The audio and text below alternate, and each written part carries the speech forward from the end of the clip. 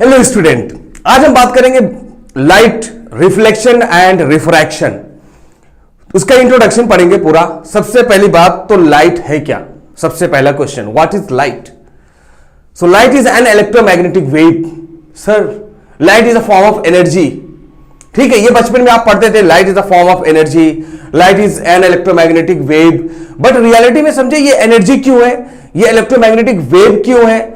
ये एक सबसे बड़ा क्वेश्चन है भाई। इनको सबको जानना होगा ना कि जस्ट जो बोलता जाए बस 8 तक ऐसा चलता था, 9 तक चलता था, 10th में ऐसा सब नहीं चलने वाला यार। तो आपको इन सब चीजों को ध्यान देना है। सबसे पहली बात तो ये है कि लाइट क्या है भाई। तो light is a form of energy.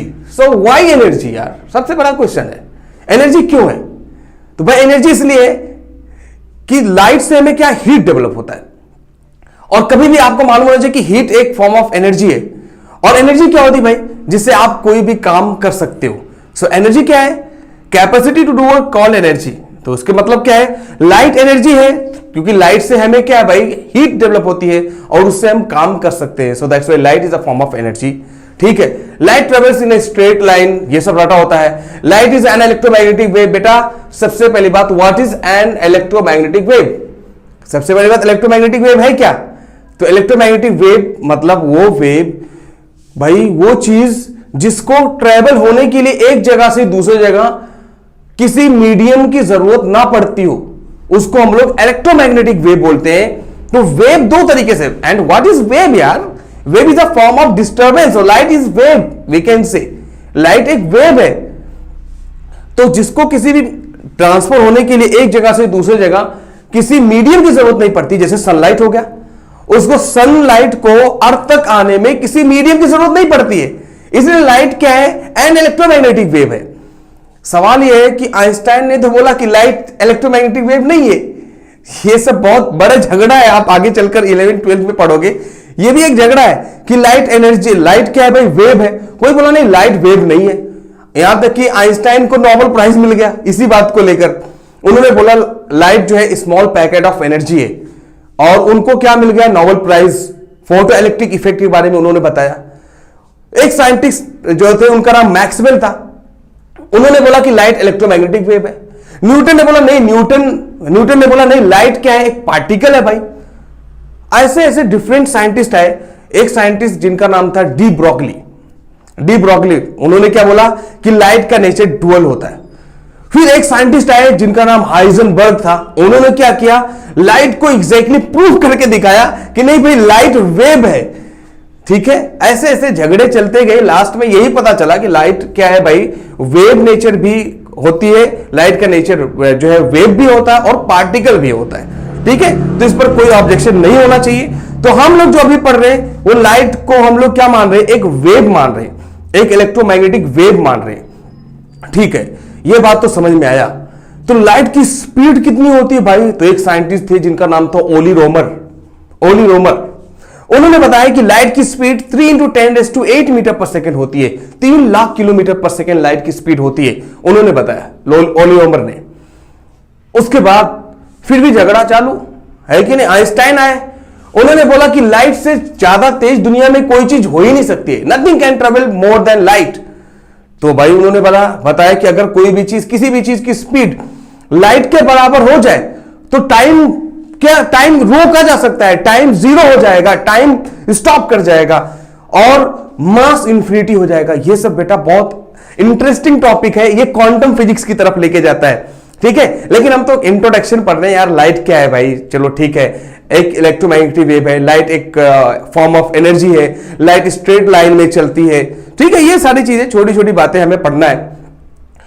अब सवाल ये है कि लाइट विजिबल होती है, लाइट विजिबल होती है या लाइट इनविजिबल होती है? तो जो लाइट हमें दिख रहा है, ये लाइट, इसको हम लोग विजिबल लाइट बोलते हैं। लेकिन रियलिटी में देखा जाए, लाइट जो इलेक्ट्रोमैग्नेटिक वेव जो सन से आती है, उसकी फ्रीक्वेंसी, उसकी वेवलेंथ का एक रेंज होता है।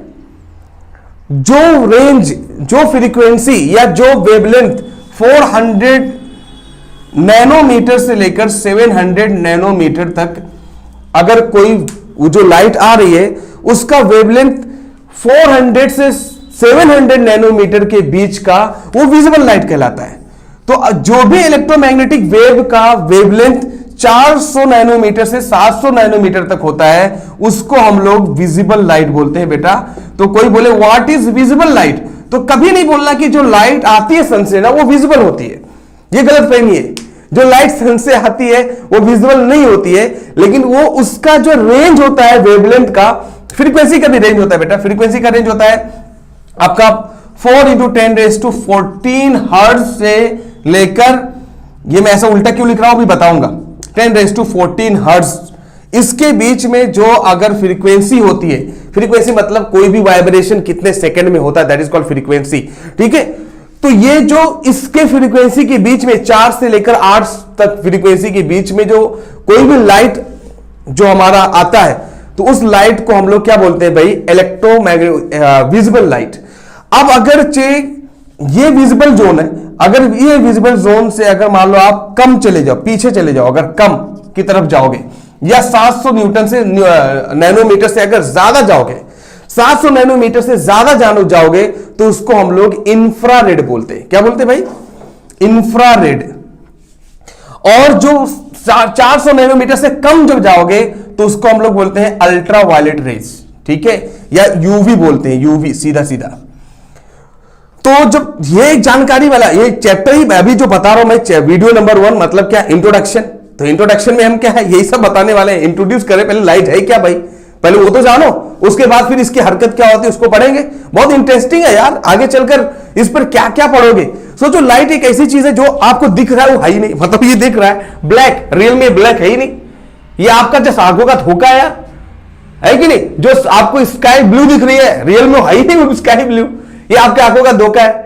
तो ये व्हाइट दिख रहा है, ये आपके आंखों का धोखा है। मतलब ये चैप्टर ही बहुत इंटरेस्टिंग है यार। तो इसको आपको थोड़ा सा अंदर R&D करो भाई, रिसर्च एंड डेवलपमेंट है कि नहीं, जरूरी है। तो अगर इसके अंदर जाओगे अल्ट्रावायलेट रेस, तो अल्ट्रावायलेट मतलब क्या भाई, 400 न्यूटन से जब कम होगा वेवलेंथ तो उसको हम लोग अल्ट्रावायलेट बोलते हैं। 700 न्यूटन से ज्यादा होगा तो हम उसको क्या बोलते हैं, इंफ्रारेड बोलते हैं। ठीक है, ये बात याद रखना। अब अल्ट्रावायलेट मतलब क्या हुआ भाई, कि वो चीज विजिबल नहीं होगा, और इंफ्रारेड मतलब क्या, वो भी विजिबल नहीं होगा। तो जैसे देखो अल्ट्रावायलेट रेज, इंफ्रावायलेट रेज का हम इस्तेमाल करते हैं मॉल्स वगैरह में, देखो कुछ लाइट जलती रहती है जिससे क्या है, कीड़े मकोड़े जो होते हैं वो आते नहीं है। ठीक है, वो आते ही नहीं है क्योंकि वो इनको बहुत ज्यादा इफेक्टिव होता है, उनकी फ्रीक्वेंसी बहुत ज्यादा होती है। फ्रीक्वेंसी ज्यादा होने की वजह से क्या होता है, वो इफेक्टिव बहुत ज्यादा होता है भाई। ठीक है, और एक बात याद रखना, जब कभी भी किसी चीज का वेवलेंथ ज्यादा होता है तो उसकी फ्रीक्वेंसी कम होती है। आपको मालूम होना चाहिए कि जो रेड लाइट होता है वो बहुत ज्यादा दूर तक दिखता है आंखों से, उसके मतलब उसका वेवलेंथ ज्यादा है, ज्यादा दूर तक दिखेगा, लेकिन उसकी फ्रीक्वेंसी है वो कम रहेगी।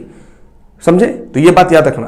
तो कभी भी मैं बोलूं 400 नैनोमीटर है अगर, तो 400 नैनोमीटर का मतलब क्या हुआ भाई, कि इसका जो फ्रीक्वेंसी होगा ये ज्यादा होगा कंपेयर टू 700 नैनोमीटर। तो इसलिए मैंने ये उल्टा लिखा हुआ था कि 400 नैनोमीटर का जो फ्रीक्वेंसी होती है वो 8 × 10⁻14 होती है, और 700 नैनोमीटर का जो होता है वो 4 × 10⁻14 होता है। ठीक है, क्योंकि जिसका वेवलेंथ ज्यादा उसकी फ्रीक्वेंसी कम होगी बेटा, और जिसका फ्रीक्वेंसी कम उसका वेवलेंथ ज्यादा होगा। बात वाइस वर्सा है कि नहीं। तो ये जानकारी वाली बातें जिसको हमें मालूम होना चाहिए भाई, छोटी छोटी चीजें हैं।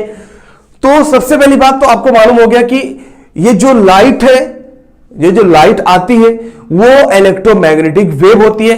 इलेक्ट्रोमैग्नेटिक वेव क्यों है, क्योंकि ये किसी मटेरियल मीडियम पे डिपेंड नहीं करती है एक जगह से दूसरी जगह ट्रैवल होने के लिए।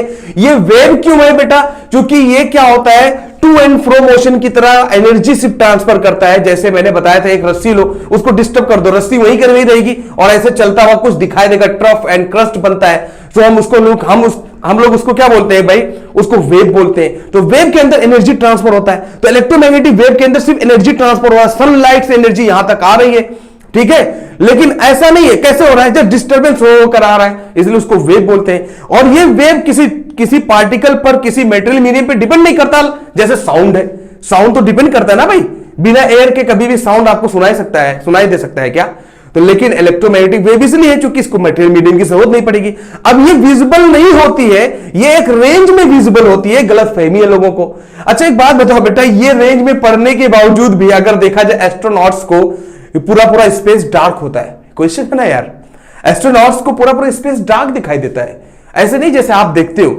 उसके मतलब लाइट का वजूद सिर्फ रिफ्लेक्शन की वजह से है। अगर रिफ्लेक्शन ना हो, लाइट पड़ने के बाद अगर आपके आंखों में बैक फिर से रिवर्ट ना हो, तो मतलब उसका वजूद नहीं रह जाएगा। तो थैंक्स गॉड कि एटमॉस्फेयर में बहुत ही डिफरेंट तरीके से गैसेस, पार्टिकल्स, ठीक है, अच्छी बुरी चीजें सब भरी हुई है। उसकी वजह से बहुत फायदा है अपना, है कि नहीं? उसकी वजह से अपना क्या है भाई, लाइट पड़ेगा, लाइट का विजिबिलिटी उसकी दिखेगी, नहीं तो विजिबिलिटी नहीं दिखेगी। तो विजिबिलिटी ये है भाई, ठीक है। और ये भी है कि जो लाइट जो आती है वो कुछ विजिबल भी नहीं होती है, और जो विजिबल होती है उसको हम देखते हैं। अब आगे चलकर पढ़ेंगे कि ये जो विजिबल लाइट है इसके भी ये 7 कलर्स का मिक्सचर है भाई, विबग्योर के नाम से पुकारेंगे। और इसके बारे में human life and colourful world है कि नहीं, ये सब पढ़ेंगे। ह्यूमन आइज है कि नहीं, लाइफ भी बोल सकते हैं, human eyes and colourful world, ठीक है। तो आइज से हमारा कलरफुल वर्ल्ड कैसे दिखता है भाई, तो कैसे कलरफुल कोई चीजें हैं, ये सब पढ़ने वाला है। तो ये दोनों चैप्टर में मैं रिफ्लेक्शन, ये लाइट रिफ्लेक्शन एंड रिफ्रैक्शन, और आगे वाला चैप्टर क्या human eyes and colourful world, दोनों मिलाकर एक ही चीज है। जब ये कॉन्सेप्ट क्लियर रहेगा तो आगे की बातें क्लियर रहेंगी, ठीक है। ये तो हो गया थोड़ा सा इंट्रोडक्शन पार्ट कि हमारा लाइट है क्यों, ये एनर्जी है, ये सारी बातें खत्म हुआ भाई कि लाइट इलेक्ट्रोमैग्नेटिक वेव है, ये किसी भी मटेरियल मीडियम पे डिपेंड नहीं करता है, ठीक है। ये बात आपको मालूम होना चाहिए। उसके बाद अगर ये लाइट किसी सरफेस पे पड़ती है, किसी सरफेस पे पड़ती है, तो क्या होता है? अरे यार डिपेंड कर रहा है वो सरफेस है कैसा, है कि नहीं। अरे भाई सरफेस है कैसा, यहां पे लाइट पड़ेगा तो लाइट आगे निकल ही नहीं पाएगी, लाइट आगे निकल ही नहीं पाएगी, तो पड़ने के बाद जस्ट वापस आएगी, दैट इज कॉल्ड रिफ्लेक्शन। लेकिन ऐसा भी हो सकता है कि सरफेस कैसा हो भाई, ट्रांसपेरेंट हो, ये हमारा कॉलिन, ठीक है। लाइट यहां पे पड़े, यहां पे पड़ने के बाद सीधा सीधा बाहर निकल जाए। अभी देखो मैं इससे देख रहा हूं, यार मोबाइल फोन क्या है, छोटा सा दिख रहा है, क्योंकि ये लेंस की तरह काम करने लगा बेटा। आगे वाला जो पार्ट है ना, वो हमारा ये चैप्टर 2 पार्ट में बटा हुआ है। ये एक रिफ्लेक्शन और दूसरा है रिफ्रैक्शन। तो रिफ्लेक्शन मतलब भाई कि ये तो सीधा सीधा बोर्ड पे लाइट पड़ा, वापस चला आया। अब एक साइंटिस्ट था जिसका नाम था भाई, साइंटिस्ट थे जिसका नाम था जुस्टुस है लिबिग, साइंटिस्ट का नाम देखो, जर्मन के रहने वाले। उन्होंने क्या किया था, सबसे पहला मिरर बनाया था, फर्स्ट मिरर उन्होंने बनाया।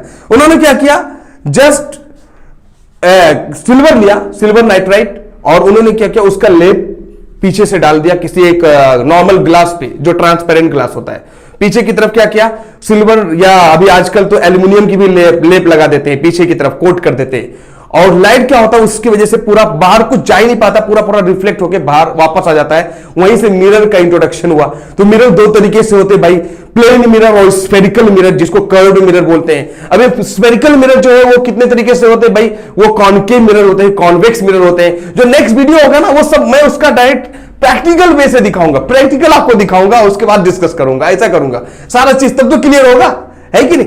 तो ये भाई कैसे कैसे देखो ना, मिरर का आगाज हो गया। लेकिन रियलिटी में देखा जाए, जब यहां पे लाइट पड़ेगी, ऐसे लाइट यहां पे जब पड़ेगी, तो देखो आगे की तरफ कुछ चीजें तो दिख रही है ना भाई, उसका मतलब दिख क्यों रहा है, क्योंकि लाइट क्रॉस कर जा रही है। तो लाइट अगर किसी सरफेस पे पड़े और वो क्रॉस कर जाए, तो हम लोग उसको रिफ्रैक्शन बोलते हैं। और रिफ्लेक्ट सिर्फ हो जाए, क्रॉस करने का मौका ही ना मिले, ओपेक बॉडी हो, तो हम लोग उसको रिफ्लेक्शन बोलते हैं। तो लाइट किसी सरफेस पे पड़ेगी तो 2 चीजें तो होना लाजिम है, वो है क्या भाई, रिफ्लेक्शन एंड नंबर 2 रिफ्रैक्शन। तो ये दोनों चीजें हमें जानना जरूरी है। सही बात तो ये कि अगर रिफ्लेक्शन और रिफ्रैक्शन के बारे में पढ़ लोगे तो पूरा 100% चैप्टर ही खत्म हो जाएगा। तो सर इतना आसान चैप्टर है क्या? हाँ है यार, ऐसे ही है, चैप्टर ही ऐसे ही है, ठीक है। तो रिफ्लेक्शन एक पार्ट पूरा होगा, दूसरा पार्ट रिफ्रैक्शन होगा। उनके अंदर भी चीजें होंगी भाई। मान लो आप प्लेन मिरर के बारे में पढ़ेंगे, क्या जो मैं बोल रहा हूं ना, ये मजाक नहीं कर रहा हूं, वो जो बोल रहा हूं ये पूरा पूरा आपका क्या है, सिलेबस है। अब मान लो रिफ्लेक्शन के अंदर मिरर पड़ेंगे, तो प्लेन मिरर है भाई, तो प्लेन मिरर रहेगा तो 2 प्लेन मिरर को एक साथ में रखेंगे तो भाई कितने इमेजेस बन सकते हैं, नंबर ऑफ इमेजेस फॉर्म्ड, ठीक है। चलो प्लेन मिरर का यूज क्या है, फिर स्फेरिकल मिरर का क्या यूज है, कहां पे इस्तेमाल करते हैं, मिरर क्यों इस्तेमाल करेंगे, फिर लेंस की क्यों जरूरत है तो लेंस का क्या इस्तेमाल करेंगे, यही पढ़ेंगे और क्या यार। इनके अंदर फिर पावर क्या होता है, कोई लेंस है तो क्या सारे के सारे लेंस एक जैसा होते हैं, क्या सारे के सारे मिरर एक जैसे होते हैं, तो उसको हम लोग मैग्निफिकेशन पढ़ते हैं, वो भी देखेंगे। फिर डायोप्टर एक पढ़ेंगे, एक साइंटिस्ट था जिनका नाम डायोप्टर था, उसको भी पढ़ेंगे भाई कि कितने डायोप्टर का आपको ग्लास लग रहा है, कितने डायोप्टर का आपको जो आपको स्पेक्टर्स जो लग रहे हैं वो भी कितने कितने डायोप्टर्स के हैं, ये भी पता चलेगा। कोई बोलेगा मेरा -0.2 है, कोई बोलेगा सर मेरा जो है -0.1 है, कोई बोलेगा -2.5 है। ये माइनस प्लस जो भी बोलते हैं वो है कहां, ये सब चीजें उसके अंदर पढ़ेंगे। फिर मिरर का अलग से एक फार्मूला पढ़ लेंगे, फिर हम जो है किसका लेंस का अलग से फार्मूला पढ़ लेंगे। पूरा चैप्टर अच्छे से डिटेल में खत्म हो जाएगा, न्यूमेरिकल एक एक समझ में आ जाएगा। इस तरीके से पूरा चैप्टर को हमने पढ़ाने वाले हैं, ठीक है। तो सबसे पहली बात जो इंट्रोडक्शन लेक्चर इसलिए होता है ताकि पता चले भाई एग्जैक्टली क्या पढ़ने वाले और क्या क्या जरूरत है, कैसे पढ़ेंगे, किस तरीके से, पूरा प्रैक्टिकल वे से पढ़ेंगे। पहले देखेंगे प्रैक्टिकली, उसके बाद उसको पढ़ने वाले, ठीक है। अब एक बात मैं आपको बताना भूल गया भाई, कि उसको भी बताना चाहता हूं कि ये जो लाइट है, अगर मान लो जो ऑब्जेक्ट होते हैं जहां से लाइट डेवलप होती है, जहां से लाइट जो है जनरेट होती है, एक तरीके से प्रोड्यूस होती है, वहां से अगर देखा जाए तो दो तरीके से, एक तो है भाई जैसे ल्यूमिनस ऑब्जेक्ट, जैसे सन ले लिया जाए या बल्ब ले लिया जाए, तो उनके अंदर खुद की लाइट होती है, तो जिसकी वजह से वो तो दिखेंगे ही, क्योंकि वो खुद जल रहे हैं एक तरीके से। फिर भी वो दिखेंगे कैसे भाई, रिफ्लेक्ट होने के बाद ही दिखेंगे, ये भी बता दे रहा हूं। मतलब सब कुछ होने के बाद अगर आईज ना रहे तो किसी काम के नहीं हो, इसलिए ह्यूमन आईज के बारे में पूरा डिटेल में हम पढ़ने वाले हैं भाई।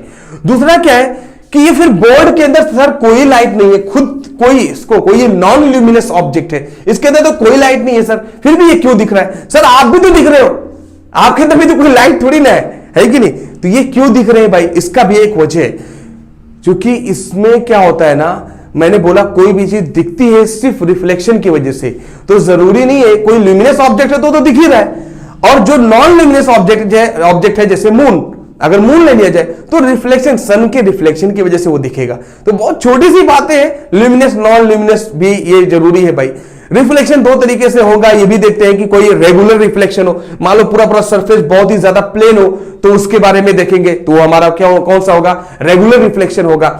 डिफ्यूज रिफ्लेक्शन होता है, मान लो पहाड़ों में आप देख रहे हो, वहां पे रिफ्लेक्शन बन रहा है, वहां पे अगर मान लो सनलाइट पड़ रही है और रिफ्लेक्ट होके जा रही है तो वो अलग ही, जैसे मान लो जंगलों में देखा जाए जब सनलाइट पड़ती है तो कुछ अजीब सा, मतलब बहुत ही बेहतरीन अच्छा लगता है शेप जो बनता है लाइट, सनलाइट का, क्योंकि वहां पे जो रिफ्लेक्शन होता है वो डिफ्यूज रिफ्लेक्शन होता है जंगलों में, या जहां पे बहुत ज्यादा पेड़ पौधे लगे होते हैं तो डिफ्यूज रिफ्लेक्शन होता है। तो ये सब चीजें पूरे डिटेल में पढ़ेंगे। तो नेक्स्ट चैप्टर में जो हम लोग स्टार्ट करेंगे वो हमारा रहेगा रिफ्लेक्शन पार्ट, ठीक है। रिफ्लेक्शन पार्ट के बारे में पूरा डिटेल में जाएंगे। उसके बाद जो एक पार्ट के अंदर रहेगा, जो भी जितनी वीडियोस रहेंगी, उसके बाद दूसरा पार्ट जो हमारा रहेगा उसमें रिफ्रैक्शन रहेगा, उसकी वीडियोस रहेंगी, ठीक है। ऐसे चैप्टर पूरा खत्म हो जाएगा। ओके, तो चलो हम देखते हैं आज रिफ्लेक्शन क्या होता है। तो व्हाट इज रिफ्लेक्शन, तो चलो देखते हैं रिफ्लेक्शन। रिफ्लेक्शन ऑफ लाइट क्या होता है, रिफ्लेक्शन ऑफ लाइट क्या होता है भाई। तो देखो रिफ्लेक्शन ऑफ लाइट मतलब क्या भाई, bouncing back of light, bouncing back of light is called reflection of light. Bouncing back of light कैसे होगा भाई, किसी मीडियम पे फॉर एनी ऑब्जेक्ट अगर देखा जाए लाइट पड़े और जस्ट उसको बाहर जाने का रास्ता ही ना हो, अंदर जाने का रास्ता ही नहीं हो, तो रिफ्लेक्शन ऑटोमेटिक होगा। जैसे एग्जांपल के लिए ये बोर्ड पर जो लाइट पड़ रही है ये अंदर तो जा नहीं पाएगी, उसके पास ऑप्शन नहीं है, तो जस्ट वापस आएगी, तो रिफ्लेक्शन ही होना है। तो ओपैक बॉडी जितनी भी होती है उसके अंदर रिफ्लेक्शन तो तय है भाई, रिफ्लेक्शन ही होगा।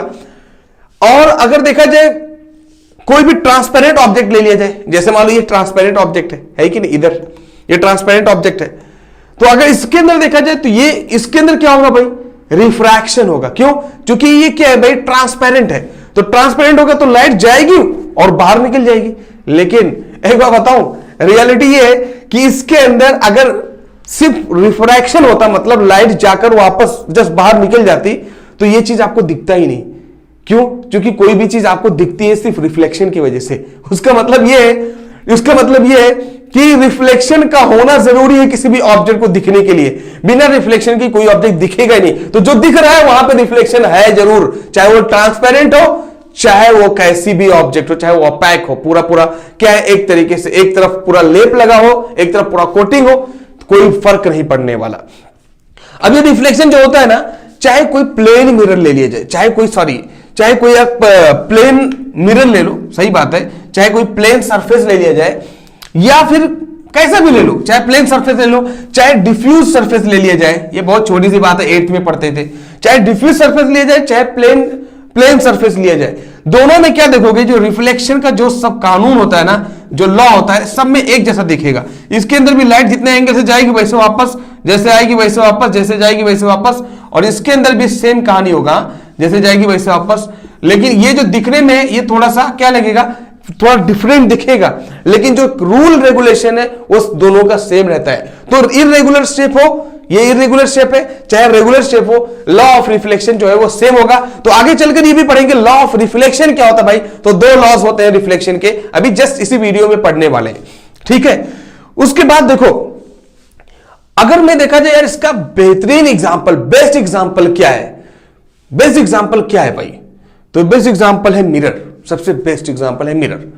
मिरर का इन्वेंशन एक साइंटिस्ट थे जिनका नाम था जस्टस लिबीग, है कि नहीं, हो सकता नाम लेने में थोड़ा सा प्रोनाउंसिएशन में डिफरेंशिएशन हो सकता है, ठीक है। तो जस्टस लिबीग जो 1676 में उन्होंने इंट्रोडक्शन किया था, ठीक है। उन्होंने क्या किया था भाई, एक केमिस्ट थे जस्टस लिबीग, क्या है, एक केमिस्ट थे, केमिस्ट्री में महानता हासिल करने वाले इंसान थे।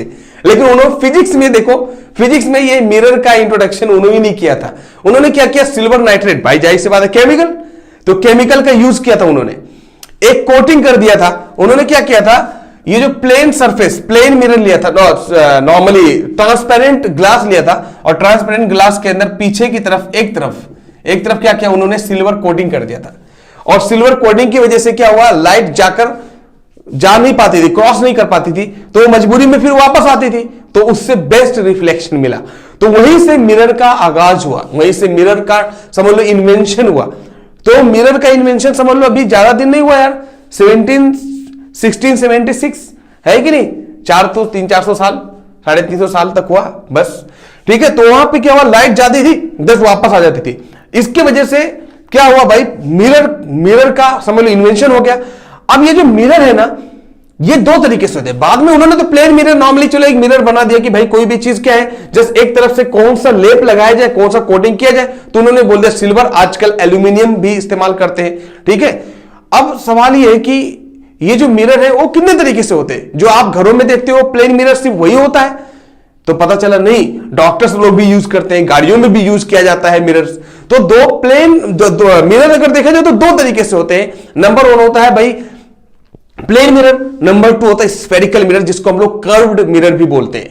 तो इसको क्यों ना प्रैक्टिकली देख लिया जाए पूरा, है कि नहीं। प्रैक्टिकली देखेंगे तो वो बात समझ में आ जाएगा रियल में क्या है भाई, उसके बाद बात करते हैं। मिरर जो आप घरों में देखते हो नॉर्मल, उसको प्लेन मिरर बोलते हैं। तो मिरर 2 तरीके से होते हैं, जो आप घरों में देखते हो वो प्लेन मिरर होता है। लेकिन कभी आपने गाड़ी पे देखा, गाड़ी के जो रेयर मिरर होता है, ठीक है, वो क्या होता है, वो आपका स्फेरिकल मिरर कहलाता है। लेकिन स्फेरिकल मिरर 2 तरीके से होते हैं, एक होता है कॉनकेव मिरर और एक होता है कॉन्वेक्स मिरर। तो ये अलग अलग तरह से यूज किया जाता है। आपने देखा, देखो टॉर्च में, टॉर्च के अंदर जो मिरर इस्तेमाल किया जाता है, जो डेंटिस्ट लोग इस्तेमाल करते हैं, वो कॉनकेव मिरर होता है। तो मिरर, उसको अगर हम लीनियर डायग्राम बनाएंगे तो लीनियर डायग्राम तो पढ़ते हैं, लेकिन प्रैक्टिकली अगर उसको देखा जाए तो देखो 3 तरीके से ये मिरर होते हैं हमारे। तो ये होता है प्लेन मिरर, ये आपका प्लेन मिरर होता है, क्योंकि ये पूरा सच में प्लेन होता है। और दूसरा ये होता है हमारा कॉन्वेक्स मिरर। ये कॉन्वेक्स मिरर थोड़ा सा उठा होता है, ठीक है। और ये होता है कॉनकेव मिरर, और ये थोड़ा सा क्या होता है, धंसा होता है, ये अंदर की तरफ गुफा की तरह बना होता है, ठीक है। ये कॉनकेव मिरर होता है। प्लेन मिरर के अंदर खासियत क्या होती है कि इसके अंदर जो इमेज होता है ना, वो डिक्टो सेम बनता है जैसा ऑब्जेक्ट होता है। जैसे मान लो एग्जांपल के लिए हमारे पास एक, ठीक है, हाइलाइटर है। इसको देखो, जो ऑब्जेक्ट जैसा जितना बड़ा हाइलाइटर है उतना ही बड़ा दिख रहा है। देखो जितना बड़ा हाइलाइटर है उतना ही बड़ा दिख रहा है, किधर भी कर रहा हूं मैं बस, हाँ। लेकिन ऐसा लग रहा है कि जैसे यही मार्कर पीछे है, तो इसको हम लोग वर्चुअल इमेज बोलते हैं, ठीक है। ये इमेज कौन सा है, वर्चुअल इमेज। और ये खासियत क्या काम करता है, देखो एम्बुलेंस में जो एम्बुलेंस लिखा होता है, देखो एम्बुलेंस में वो ऐसे इन्वर्टेड, पार्शियली इन्वर्टेड लिखा होता है, क्योंकि ये क्या काम करता है, ये मिरर क्या काम करता है, ऑब्जेक्ट को ऐसे कर देता है, देखो ऐसे है ऑब्जेक्ट के, ऐसे कर देता है, हमें दिखता है ऐसे लेकिन रियल में ये हो जाता है ऐसे, ठीक है, इसको पार्शियली इन्वर्टेड कर देता है। दूसरा मिरर है हमारे ये जो कॉन्वेक्स मिरर, ये दोनों क्या कहलाते हैं, स्फेरिकल मिरर। कॉन्वेक्स मिरर क्या काम करता है, ये एटीएम में इस्तेमाल किया जाता है, सिक्योरिटी पर्पस से इस्तेमाल किया जाता है। इसका वजह क्या है, देखो ये कॉन्वेक्स मिरर के अंदर चीजें देखो पूरी साफ सुथरी इरेक्टेड दिख रही है, सीधी सीधी दिख रही है, और पूरा एक साथ में देखो ना, पूरा बाजू का जो भी चीज है पूरा यहां पे आ रहा है। तो ये क्या खासियत करता है, ये चीजों को पूरा एक साथ में कंबाइन कर देता है। मतलब किसी बिल्डिंग में अगर एक जगह यूज करेंगे तो सारा चीज दिखेगा, किधर से कौन आ रहा है कौन नहीं आ रहा है, तो इसके लिए इस्तेमाल होता है। और अगर इसको देखा जाए तो रेयर मिरर में भी इस्तेमाल करते हैं, क्योंकि गाड़ी में थोड़ा सा ऐसे कर दे सेट तो पूरा बाजू आजू किधर का जो भी आ रहे हैं लोग दिखते हैं, ठीक है। और ये एक इसके अंदर खासियत होती है, कभी भी रेयर मिरर में आपने ये देखा होगा, देखो ना, object in the mirror are closer than they appear. तो रियल में क्या होता है, ये क्या लिखा हुआ है, जो ऑब्जेक्ट्स मिरर में दिख रहा है यहाँ पे जो दिखता है वो क्लोजर दिखता है, हालांकि रहता है दूर में। तो जैसा होता है उससे ज्यादा नजदीक दिखता है। तो इससे फायदा क्या होता है, इंसान पहले ही से ड्राइविंग से अलर्ट हो जाता है कि नहीं। तो अगर देखा जाए इसका क्या है भाई, बड़ा जो बस ट्रक कितना भी बड़ा चीज हो, मैं सोच लिया, मैंने आपको बोला बिल्डिंग, पूरा बिल्डिंग एक जगह दिखने लगती है कि नहीं। तो इसीलिए इसका इस्तेमाल हम लोग करते हैं। ये जो है तीसरा हमारा कॉनकेव मिरर, ये इस्तेमाल किया जाता है मालूम है, नॉर्मली डेंटिस्ट लोग इसको इस्तेमाल करते हैं, या हेडलाइट में इस्तेमाल किया जाता है, टॉर्च में इस्तेमाल किया जाता है, क्योंकि इसको जो है कन्वर्जिंग मिरर बोलते हैं, क्योंकि ये क्या करता है, लाइट को कन्वर्ज करके एक जगह कॉन्सेंट्रेट कर देता है। और इसको डाइवर्जिंग मिरर बोलते हैं, ये पूरा फैला देता है लाइट को, तो ये कन्वर्जिंग होता है, ठीक है, कॉन्सेंट्रेट करेगा। लेकिन इसके अंदर खासियत क्या है, आप थोड़ा सा जैसे एग्जाम्पल के लिए, ऑब्जेक्ट ये है ना, ये वहां पे दिख रहा होगा लेकिन उल्टा दिख रहा होगा, देखो ना, ये उल्टा दिखेगा।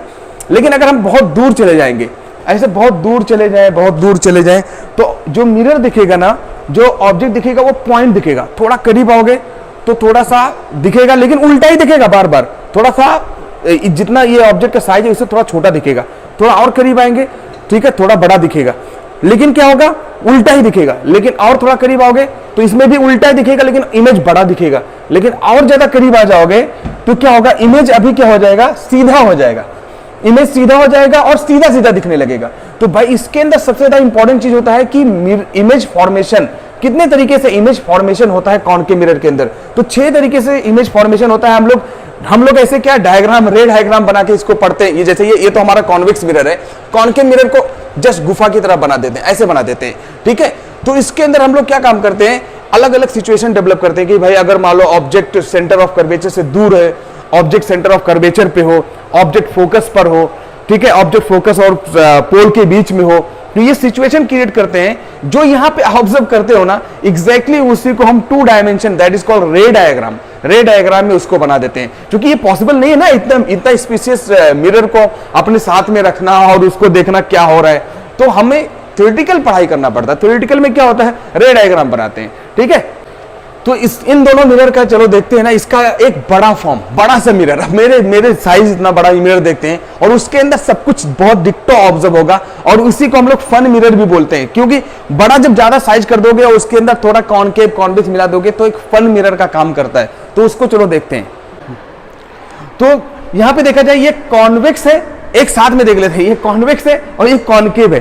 तो देखो कॉन्वेक्स में चीजें क्या होती है, पूरा बाहर का जितना भी पीछे का बैकग्राउंड आ जा रहा है। लेकिन ये जो कॉनकेव है ना, ये कॉनकेव क्या काम कर रहा है, देखो जो थोड़ा सा अंदर से धसा हुआ है, तो इसके अंदर क्या होगा, इमेज अलग अलग तरीके से बनता है। जैसे जैसे मैं इससे दूर जाता जाऊंगा वैसे वैसे क्या है, मैं उल्टा दिखूंगा, उसके अंदर उल्टा दिखता जाऊंगा। और मैं ये डिपेंड कर रहा है कि अगर मैं कहां पे हूं, मैंने बताया था लास्ट टाइम पूरा, लेकिन यहां पे दिखेगा भाई बड़ा सा, मैं देख सकता हूं। बहुत ज्यादा दूर चला जाऊंगा तो पॉइंट की तरह दिखूंगा, थोड़ा नजदीक आ जाऊंगा तो थोड़ा दिखूंगा, उसके बाद और बड़ा दिखूंगा, उसके बाद अगर और करीब आ जाऊंगा तो और बड़ा दिखूंगा, उसके बाद जब बहुत ही ज्यादा करीब आ जाऊंगा तो क्या करेगा, देखो इसका एग्जांपल मैं यहां पे ले लेता हूं, ये सबसे बड़ा है। यहां पे करीब आ जाऊंगा तो कितना बड़ा सा दिखने लगता हूं, देखो ना, क्योंकि ये क्या काम करता है, इमेज को बहुत बड़ा कर देता है। तो शेविंग मिरर के लिए इस्तेमाल होता है भाई ज्यादातर, है कि नहीं। तो बहुत ही ज्यादा बड़ा फॉर्म कर देता है। तो ये हमारा जो है कॉनकेव, कॉन्वेक्स और प्लेन मिरर का बड़ा एग्जाम्पल हो गया, है कि नहीं। तो आपने क्या देखा प्रैक्टिकली, बताओ प्रैक्टिकली क्या देखा आपने, देखा प्लेन मिरर कैसा है भाई। प्लेन मिरर के अंदर जो इमेज था वो सेम बन रहा था, हमने हाथ ऐसा किया, तो क्या हुआ, इमेज जैसा था, मेरा हाथ जैसे जितना बड़ा तो उतना ही बड़ा दिखा। तो प्लेन मिरर जो है वो कहां पे इस्तेमाल किया जाता है भाई, प्लेन मिरर जस्ट एक डिस्प्ले के लिए इस्तेमाल किया जाता है, घरों को बड़ा दिखने के लिए इस्तेमाल किया जाता है। ठीक है, छोटा सा घर रहेगा, मॉल वगैरह में देखो ना प्लेन मिरर का कितना ज्यादा यूज करते हैं। तो प्लेन मिरर से क्या होता है ना, ऑब्जेक्ट जो है जितना बड़ा है उतना ही बड़ा दिखता है, कुछ उसमें फेकम फाक नहीं होता है, कुछ ऐसा नहीं है कि कुछ एडिशन करके आता है। लेकिन क्या है ना, प्लेन मिरर को नॉर्मली क्या, सुबह सुबह आप अपनी शक्ल देख रहे हो तब भी प्लेन मिरर का इस्तेमाल करते हैं, तो कहीं भी शो केस के लिए भी, शो के लिए भी लगाते हैं प्लेन मिरर को, क्योंकि शेप तो सेम का सेम बनता है कि नहीं। अब अगर और प्लेन मिरर की खासियत देखो, अगर मान लो प्लेन मिरर को आप क्या काम करो, एक साथ में जोड़ दिया जाए, दो प्लेन मिरर को अगर एक साथ में जोड़ दो तो क्या होगा, कुछ इमेजेस डिफरेंट बनने लगेंगे। मतलब एक ऑब्जेक्ट रखोगे चार चार दिखने लगेगा, तीन तीन दिखने लगेगा। तो ये नंबर ऑफ इमेज फॉर्मेशन क्या होता है भाई, प्लेन मिरर की वजह से कई मल्टीपल इमेजेस बनाए जाते हैं। ठीक है, तो इससे भी प्लेन मिरर से ये सब बहुत बड़े बड़े फायदे हैं अगर देखा जाए। नॉर्मली जो है मॉल्स, घरों में लोग इस्तेमाल करते हैं ज्यादातर। तो ब्रिटेन में तो छोटा सा घर होता है लेकिन वो घर बहुत बड़ा दिखता है। वो लोग क्या करते हैं, हर जगह प्लेन मिरर का यूज किए रहते हैं। ठीक है, उसकी वजह से क्या होता है, घर बहुत बड़ा दिखता है। और यहां तक कि प्लेन मिरर को अगर थोड़ा सा सिस्टमेटिक तरीके से यूज कर लो तो क्या इनफाइनाइट वेल का नाम सुना होगा ना, वेल, तो इनफाइनाइट वेल का इंट्रोड्यूस किया जा सकता है भाई। कोई उसका क्या है, कोई लिमिट ही नहीं दिखेगा कितना गहरा है, तो ऐसे घर कितना बड़ा है पता ही नहीं चलेगा। तो ये सब सिस्टमेटिक तरीके से ये सब क्या है बनाया जाता है। ये सब चीजें प्लेन मिरर का बहुत ज्यादा रियल लाइफ में इस्तेमाल है, और मैंने आपको दिखाई दिया प्रैक्टिकली कैसे क्या होता है। और दूसरी बात यह है कि जो प्लेन मिरर है या कोई भी मिरर हो, मिरर का कोई लॉज है भाई, तो लॉज ऑफ रिफ्लेक्शन है।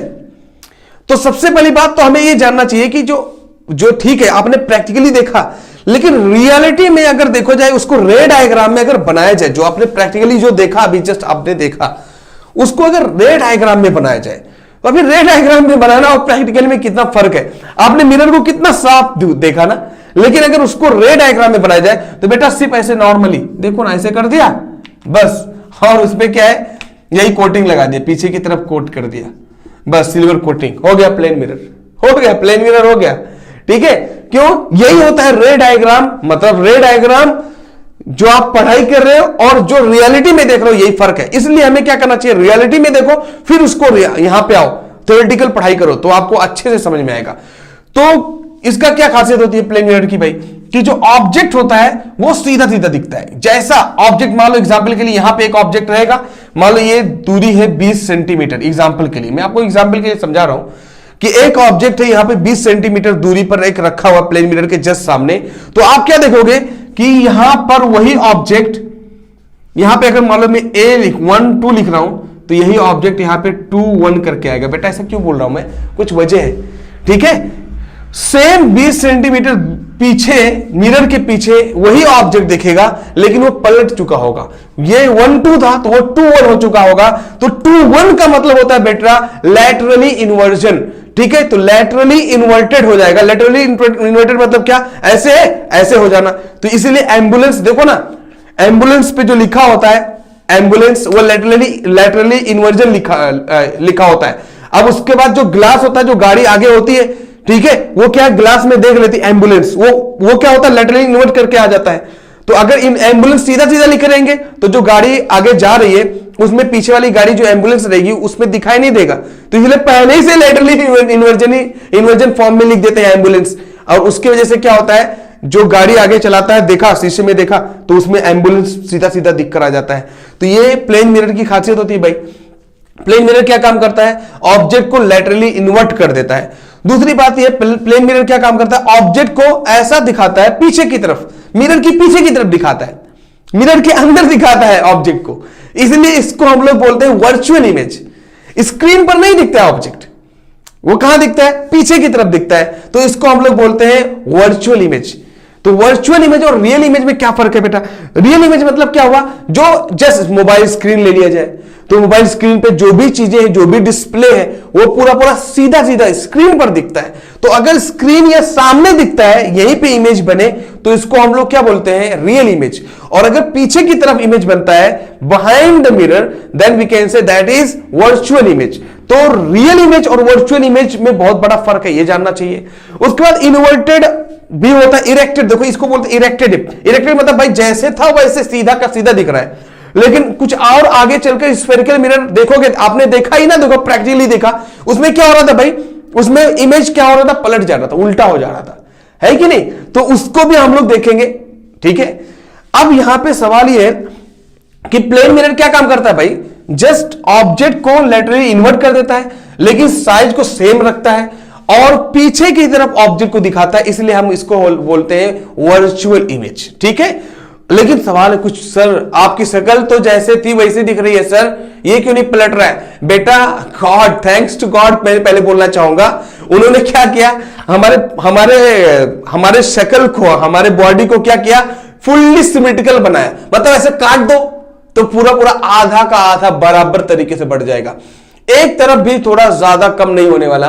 कुछ लोग बोलेंगे सर वो क्या बोलते हैं, अपना किडनी का जो साइज है वो छोटा बड़ा हो सकता है सर, तो ये सब नहीं क्वेश्चन करो भाई बायोलॉजिकली, ठीक है। लेकिन क्या होगा, सिमेट्रिकली पूरा पूरा इक्वली डिवाइड हो जाता है। इसकी वजह से क्या है, अगर मैं उसको लेटरली इन्वर्ट भी करूंगा तो सीधा का सीधा ही रह जाएगा, मतलब ये आंख उतनी बराबर है, ये आंख उतनी बराबर है।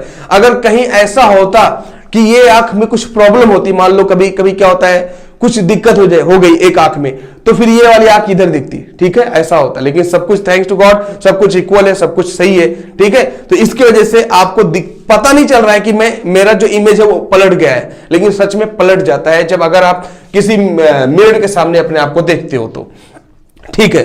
तो ये बात क्लियर हो गई। अब इसके जो ये इमेज जो यहां पे बना ना, जो आप रियल में देख रहे थे पीछे उतना बन रहा है, लेकिन ये जो सामने बन रहा है, ये देखो, अब देखो उसी चीज को हमने क्या किया, रे डायग्राम फॉर्म में लेके आया।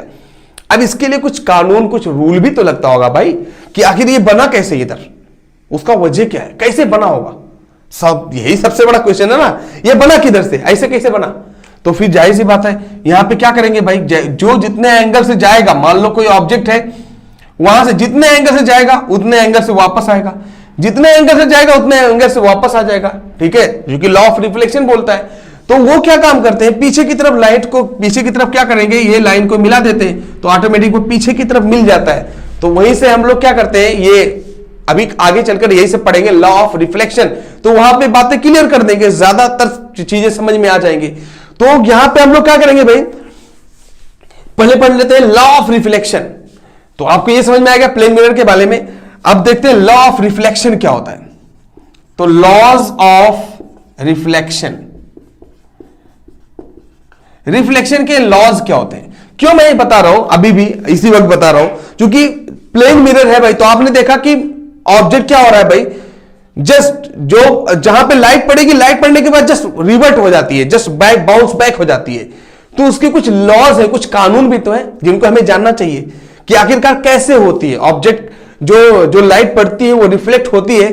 तो उसको रे डायग्राम में बनाना, रियलिटी कितना आसान है ना, लेकिन रे डायग्राम में बनाना उसके लिए कुछ कानून पढ़ना पड़ेगा, कुछ लॉज, कुछ रूल्स सब होंगे, उनको पढ़ना पड़ेगा। तो सबसे पहली बात तो जो लॉ है भाई, लॉज ऑफ रिफ्लेक्शन, उनको जानना होगा। तो वो क्या है आखिरकार? तो सबसे पहला लॉ तो ये है, फर्स्ट लॉ ये है कि अगर मान लो कोई भी मिरर ले लिया जाए, कोई भी मिरर ले लो, ठीक है, उसको जस्ट जो वर्टिकली डिवाइड करती है जो लाइन, उसको हम लोग नॉर्मल बोलते हैं बेटा। सबसे पहला पॉइंट, छोटी छोटी बात है जिसको याद रखो, कोई भी मिरर ले लो, उस मिरर को जो सीधा सीधा लाइन जो डिवाइड करती है वर्टिकली, उसको हम लोग नॉर्मल बोलते हैं। अब यहां से जब कोई रे ऑफ या इंसिडेंट लाइट जब उस सरफेस पे पड़ती है, इंसिडेंट लाइट ये सरफेस पे जब पड़ेगी, यहां पे इंसिडेंट लाइट, तो जितने एंगल से ये आएगी, इंसिडेंट एंगल जिसको हम लोग बोलते हैं, उतने एंगल से बेटा फिर से जस्ट वापस चली जाएगी, जिसको हम लोग एंगल ऑफ रिफ्लेक्शन बोलते हैं। तो ये पहला लॉ है कि जो इंसिडेंट एंगल होगा वो रिफ्लेक्टिंग एंगल या रिफ्लेक्शन एंगल ऑफ रिफ्लेक्शन के बराबर होता है। तो angle of incidence is equal to angle of reflection. So how we can define first law of reflection? क्या बोलोगे भाई, कैसे डिफाइन करोगे? दैट ऐसे बोलोगे, according to first law of reflection, incident angle will be equal to reflecting angle, बस, या angle of incidence is equal to angle of reflection. ठीक है, सबसे पहला। दूसरा लॉ ये, यार ये सब क्या लॉ कैसे बना दिए, क्या है इसके अंदर? दूसरा लॉ क्या है भाई, कि जो normal angle of incidence and angle of reflection, ये तीनों के तीनों एक ही प्लेन पर होंगे। सही बात है, एक ही प्लेन पर है भाई, तो एक प्लेन पे होंगे नॉर्मल, रिफ्लेक्शन एंड इंसिडेंस। तो according to law of reflection, second law of reflection, incident angle, angle of incident, angle of reflection and normal lies on same plane, है कि नहीं? क्या है इसके अंदर, रटना नहीं है, समझना है। तो ये लॉ ऑफ रिफ्लेक्शन भाई, लॉ ऑफ रिफ्लेक्शन जो है, पहला क्या है भाई, I is equal to R, पहला क्या है भाई, I is equal to R, बस ये है। और दूसरा क्या है, I R and normal lies on same plane, बस। ठीक है, तो ये हमें क्या है, लॉज ऑफ रिफ्लेक्शन कभी कभी आ सकता है एक मार्क के लिए, तो ये पहला लॉ, ये दूसरा लॉ। ठीक है, तो ये हमें जानना जरूरी है, क्योंकि इसका यूज करेंगे यार, इसका यूज करेंगे। कोई प्लेन मिरर होगा, कोई प्लेन मिरर होगा ऐसे, मान लो एग्जांपल, लेकिन यहाँ पे प्लेन मिरर है, यहाँ पे कोई ऑब्जेक्ट है, पॉइंट ऑब्जेक्ट है यहाँ पे। अब यहाँ पे क्या करेंगे भाई, ये कैसे दिखेगा एग्जैक्टली उधर, तो हम लोग क्या करेंगे, यहाँ पे लॉ ऑफ रिफ्लेक्शन लगा देंगे ऐसे, तो जितना एंगल से जाएगा उतने एंगल से वापस चलाएगा। फिर अगर इसको इधर से दिया जाए, फिर जितने एंगल से जाएगा उतने एंगल से वापस चलाएगा। ऑब्वियस सी बात है भाई, यहाँ पे कोई ऑब्जेक्ट है, तो लॉ ऑफ रिफ्लेक्शन अगर लगाया जाए तो एंगल जितने एंगल से जाएगा उतने एंगल से वापस चलाएगा, जितने एंगल से जाएगा उतने एंगल से वापस चलाएगा। अब अगर इसको पीछे की तरफ मिलाओगे ना बेटा, ये पीछे की तरफ अगर इसको मिलाया जाए, ये लो अपने पास सामान है मिलाने वाला, मारने वाला नहीं, ठीक है। तो अगर इसको पीछे की तरफ मिलाया जाए,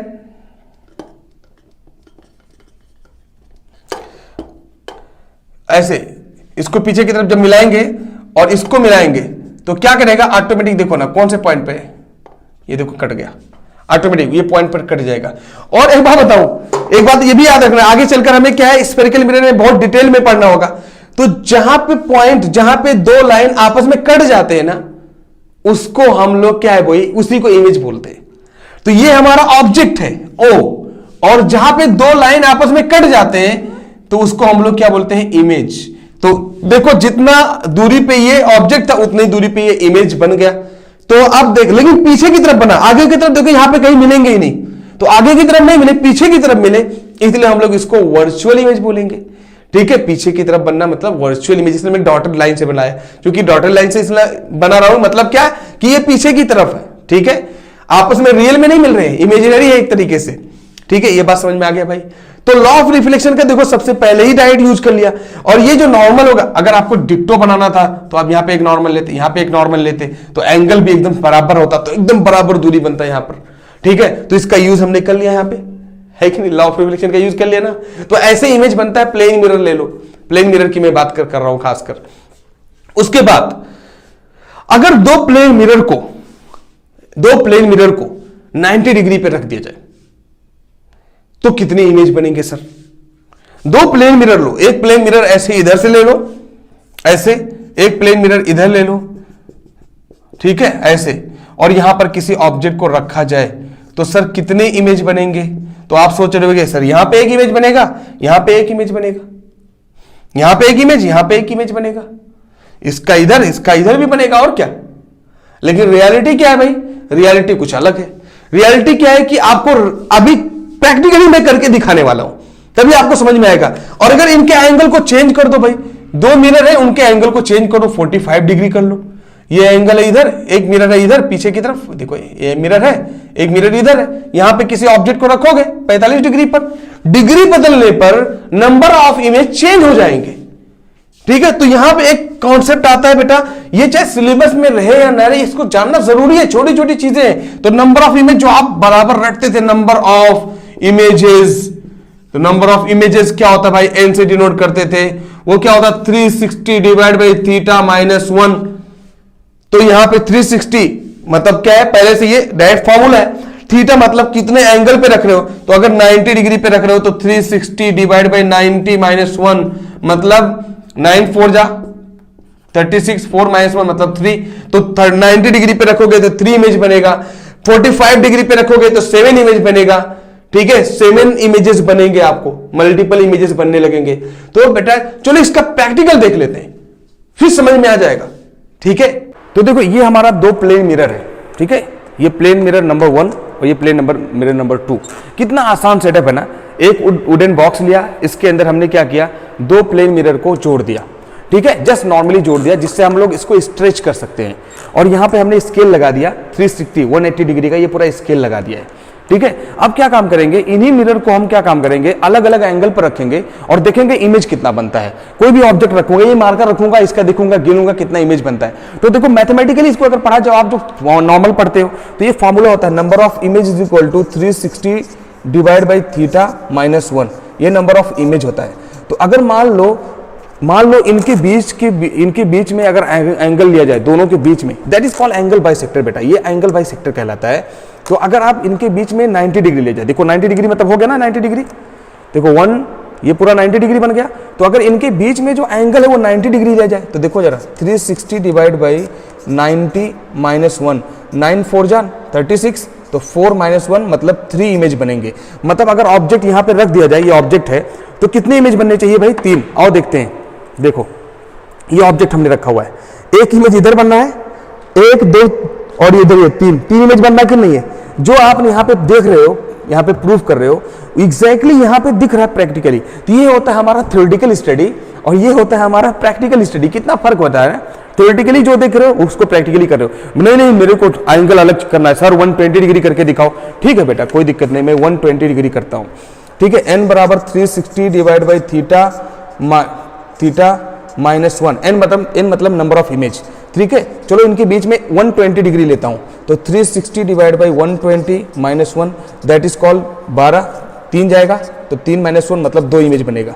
तो चलो इनके बीच में 2 एंगल, इनके बीच में जो एंगल लिया जाए ये 90 है और इसको 120 कर दिया जाए। देखो ना ये 120 यहाँ पे आया, देखो वो ये इधर देखो, ये 120 लिखा है, ये 120 लिखा है, ये 90 यहाँ से रहेगा, तो 90 इधर था, 9 और 30, 90 और 30 कितना हो जाएगा 120 डिग्री लूंगा तो 2 इमेज बनेगा। देखो बेटा मैंने यहाँ पे एक ऑब्जेक्ट रखा, कितने इमेज बन रहे हैं, देखो 1 और 2 इमेज बन रहा है ना। जो आप यहाँ पे देख रहे हो एग्जैक्टली वहां पे बन रहा है कि नहीं, बताओ। अच्छा एक बात और है, ये नहीं सर ये यहाँ पे पहले से ऑब्जेक्ट आपने रखा हुआ है, अरे भाई मार्कर रख दे रहा हूँ, इधर देखो 2 मार्कर दिख रहा है कि नहीं, देखो ना एक इधर एक इधर, 2 दिख रहा है कि नहीं दिख रहा है, ठीक है। चलो नहीं सर आप अलग कोई करके दिखाओ, चलो कोई दिक्कत नहीं मैं अलग करके दिखाता हूं। चलो भाई आप बराबर जानते हैं n is equal to 360 divide by theta minus 1, sir 180 करके दिखाओ, ठीक है भाई 180 डिग्री में ले लेता हूं, 180 degree divide by 360 divide by 180, ठीक है, यहाँ पे 180 ले लिया माइनस 1, तो 18 2 36, 2 माइनस 1 मतलब 1 इमेज बनेगा। तो अगर दोनों के बीच में एंगल कितना ले लिया जाए भाई, 180 डिग्री ले जाए। 180 डिग्री मतलब क्या भाई, ये 90 और इधर 90, तो टोटल कितना हो गया 180 डिग्री। फिर यहाँ पे कोई ऑब्जेक्ट रखोगे ना, यहाँ मैं ही देखो अकेला दिख रहा हूं मैं, ठीक है। तो यहाँ पे अगर ऑब्जेक्ट रखोगे तो देखो कितना दिख रहा है, सिर्फ एक दिख रहा है, देखो ऑब्जेक्ट सिर्फ एक ही दिख रहा है, तो 180 डिग्री पर एक दिख रहा है। जो यहाँ पे देख रहे हो एग्जैक्टली वहां पे प्रूव कर रहे हो। वैसे ही अगर आप मान लो उनके बीच में एंगल 45 दे देंगे, अगर 45 कर ले तो बेटा कितना नंबर ऑफ इमेज मिलेगा जरा बताओ। इसको आपको प्लेन मिरर लेना है 2 और इसको करके दिखाना है कमेंट बॉक्स में, ठीक है। आपने क्या देखा है, प्रैक्टिकली क्या देखा, नंबर ऑफ इमेजेस। यही होता है बेटा पढ़ाई करना। देखो ये चीज आपको ना 8th में पढ़ते थे, आपको समझ में नहीं आता था। 8th में पढ़ने के बावजूद भी आपको क्या है पूरा रखते थे नंबर ऑफ इमेजेस। 11 में भी पढ़ते हैं number of images is equal to 360 divide by theta minus 1 और इवन पता नहीं क्या क्या पढ़ाते हैं, ठीक है। लेकिन एंगल ऑफ बाइसेक्टर, लेकिन आपने क्या किया, जस्ट प्रैक्टिकल देखा, कितना क्लियर बात समझ में आ गया।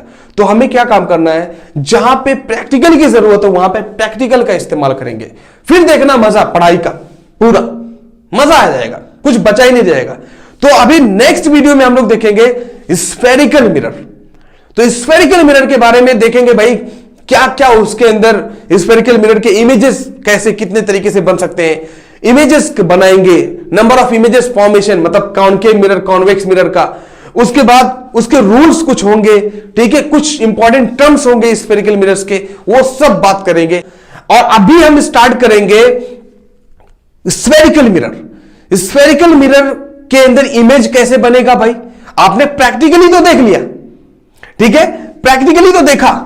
तो अभी हम लोग क्या काम करेंगे भाई, जो स्फेरिकल मिरर है, स्फेरिकल मिरर के अंदर इमेज फॉर्मेशन कैसे बन रहा है, कैसे बन रहा है उसको देखेंगे, ठीक है। प्लेन मिरर तो आसान है कि इमेजेस जो होंगे वो एक ही जैसे बनेंगे हमेशा, वो तो कोई टेंशन ही नहीं। प्लेन मिरर के अंदर आपने क्या देखा, हाथ ऐसे किया तो उतना ही इमेज दिखा, उतना ही बड़ा दिखा, तो टेंशन ही नहीं, उसका काम ही खत्म हो गया, बस थोड़ा सा बड़ा काम हो गया। लेकिन भाई स्फेरिकल मिरर के अंदर आपने क्या देखा, कॉनकेव मिरर, कॉन्वेक्स मिरर का देखा ना, जब मैं दूर जा रहा था तो क्या है, छोटा बनता जा रहा था, नजदीक आ रहा था तो मेरा बॉडी बढ़ गई, ठीक है, तो मैं ज्यादा बड़ा हो गया। तो भाई कॉनकेव मिरर के अंदर क्या होता है, नंबर ऑफ इमेजेस जो होते हैं, सॉरी इमेजेस जो फॉर्मेशन होते हैं कॉनकेव मिरर के अंदर, वो पोजीशन चेंज करने पर वो भी चेंज होते रहते हैं, तो इमेजेस चेंज होते रहते हैं, तो अब उसके अंदर कुछ एलिब्रेट करना पड़ेगा, ज्यादा पढ़ना पड़ेगा, कहने का मतलब ये।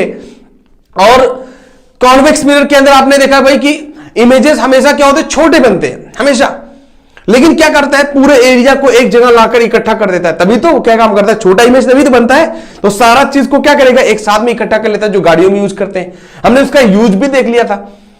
तो अभी स्फेरिकल मिरर जो हमारा है उसके अंदर इमेज फॉर्मेशन कैसे होता है बेटा, अगर रियलिटी में देखा जाए, सोचो ना, आपने प्रैक्टिकली कितना आसानी से कर लिया कि एक मिरर ले लिया, कॉनकेव मिरर लिया और उससे दूर जा रहे थे बेटा, उसमें प्रैक्टिकली तो आप अच्छे से अगर देखना है एकदम डिट्टो, टाइम लगेगा। आप कोई कॉनकेव मिरर बड़ा सा आगे रखो और उससे दूर जाओ, एक आदमी से बोलो तुम ऑब्जर्व करते रहो, तो ऑब्जर्व करता रहेगा, तो क्या देखेगा कि आप बहुत दूर हो गए तो छोटा रहोगे, थोड़ा और नजदीक आए थोड़ा बड़े हो गए, थोड़ा और नजदीक हो गए थोड़ा और बड़े हो गए, बराबर हो गए, थोड़ा और नजदीक है और ज्यादा बड़े हो गए, ऑब्जेक्ट जितना आपका साइज है उससे ज्यादा बड़े दिखने लगे, ठीक है, और सब उल्टा उल्टा दिख रहे थे, लास्ट में एक जगह जब नजदीक में चले जाओगे उसके बहुत, तो क्या है, सीधा सीधा दिखने लगेगे।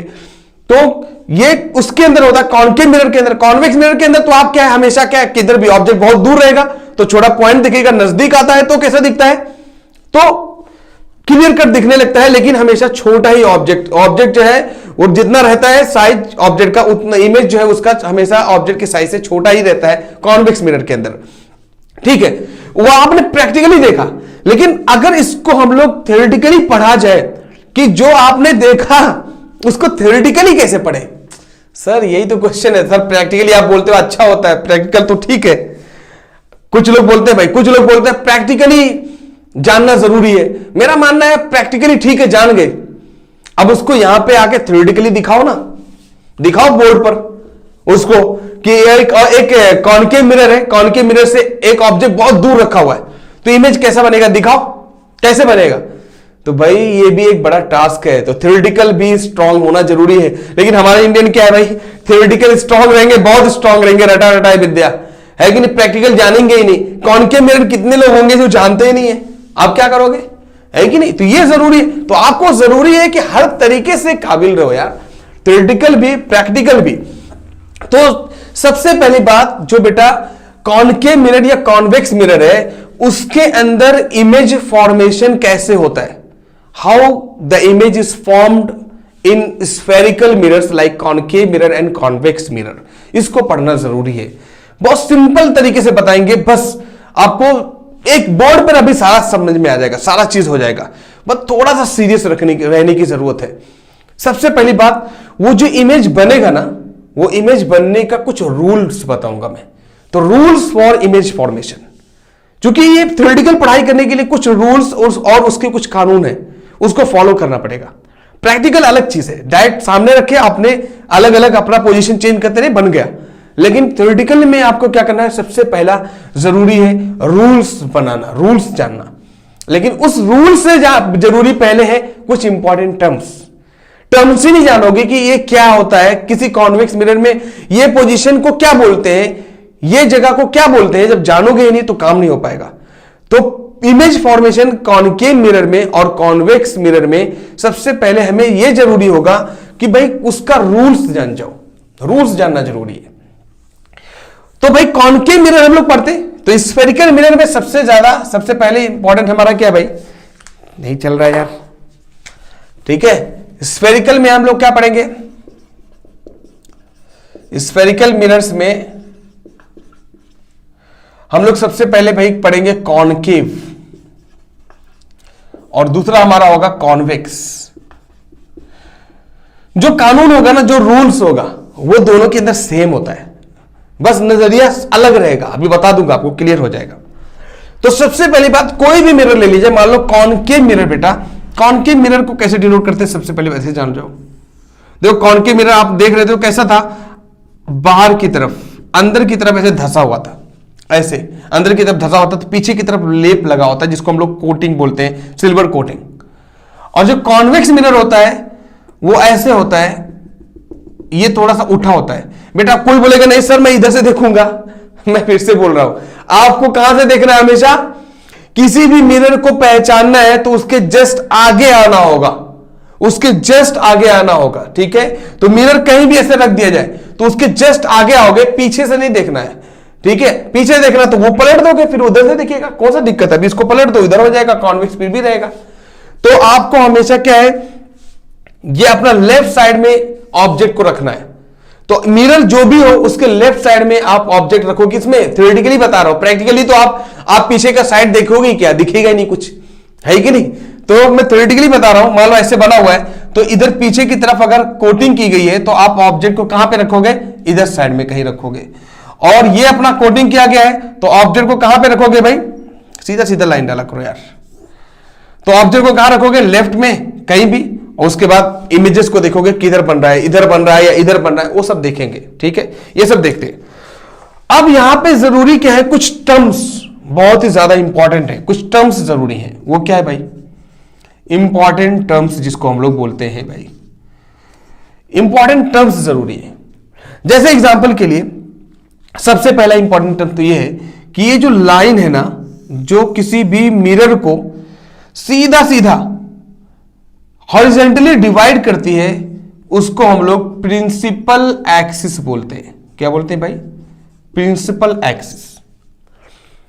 मुख्य रेखा, मुख्य है कि नहीं, एक्सिस को क्या बोलते हैं हिंदी में मालूम नहीं, ठीक है। तो मुख्य, ये क्या है, एक्सिस। प्रिंसिपल मतलब मुख्य, इतना तो मालूम है। तो ये प्रिंसिपल एक्सिस हुआ।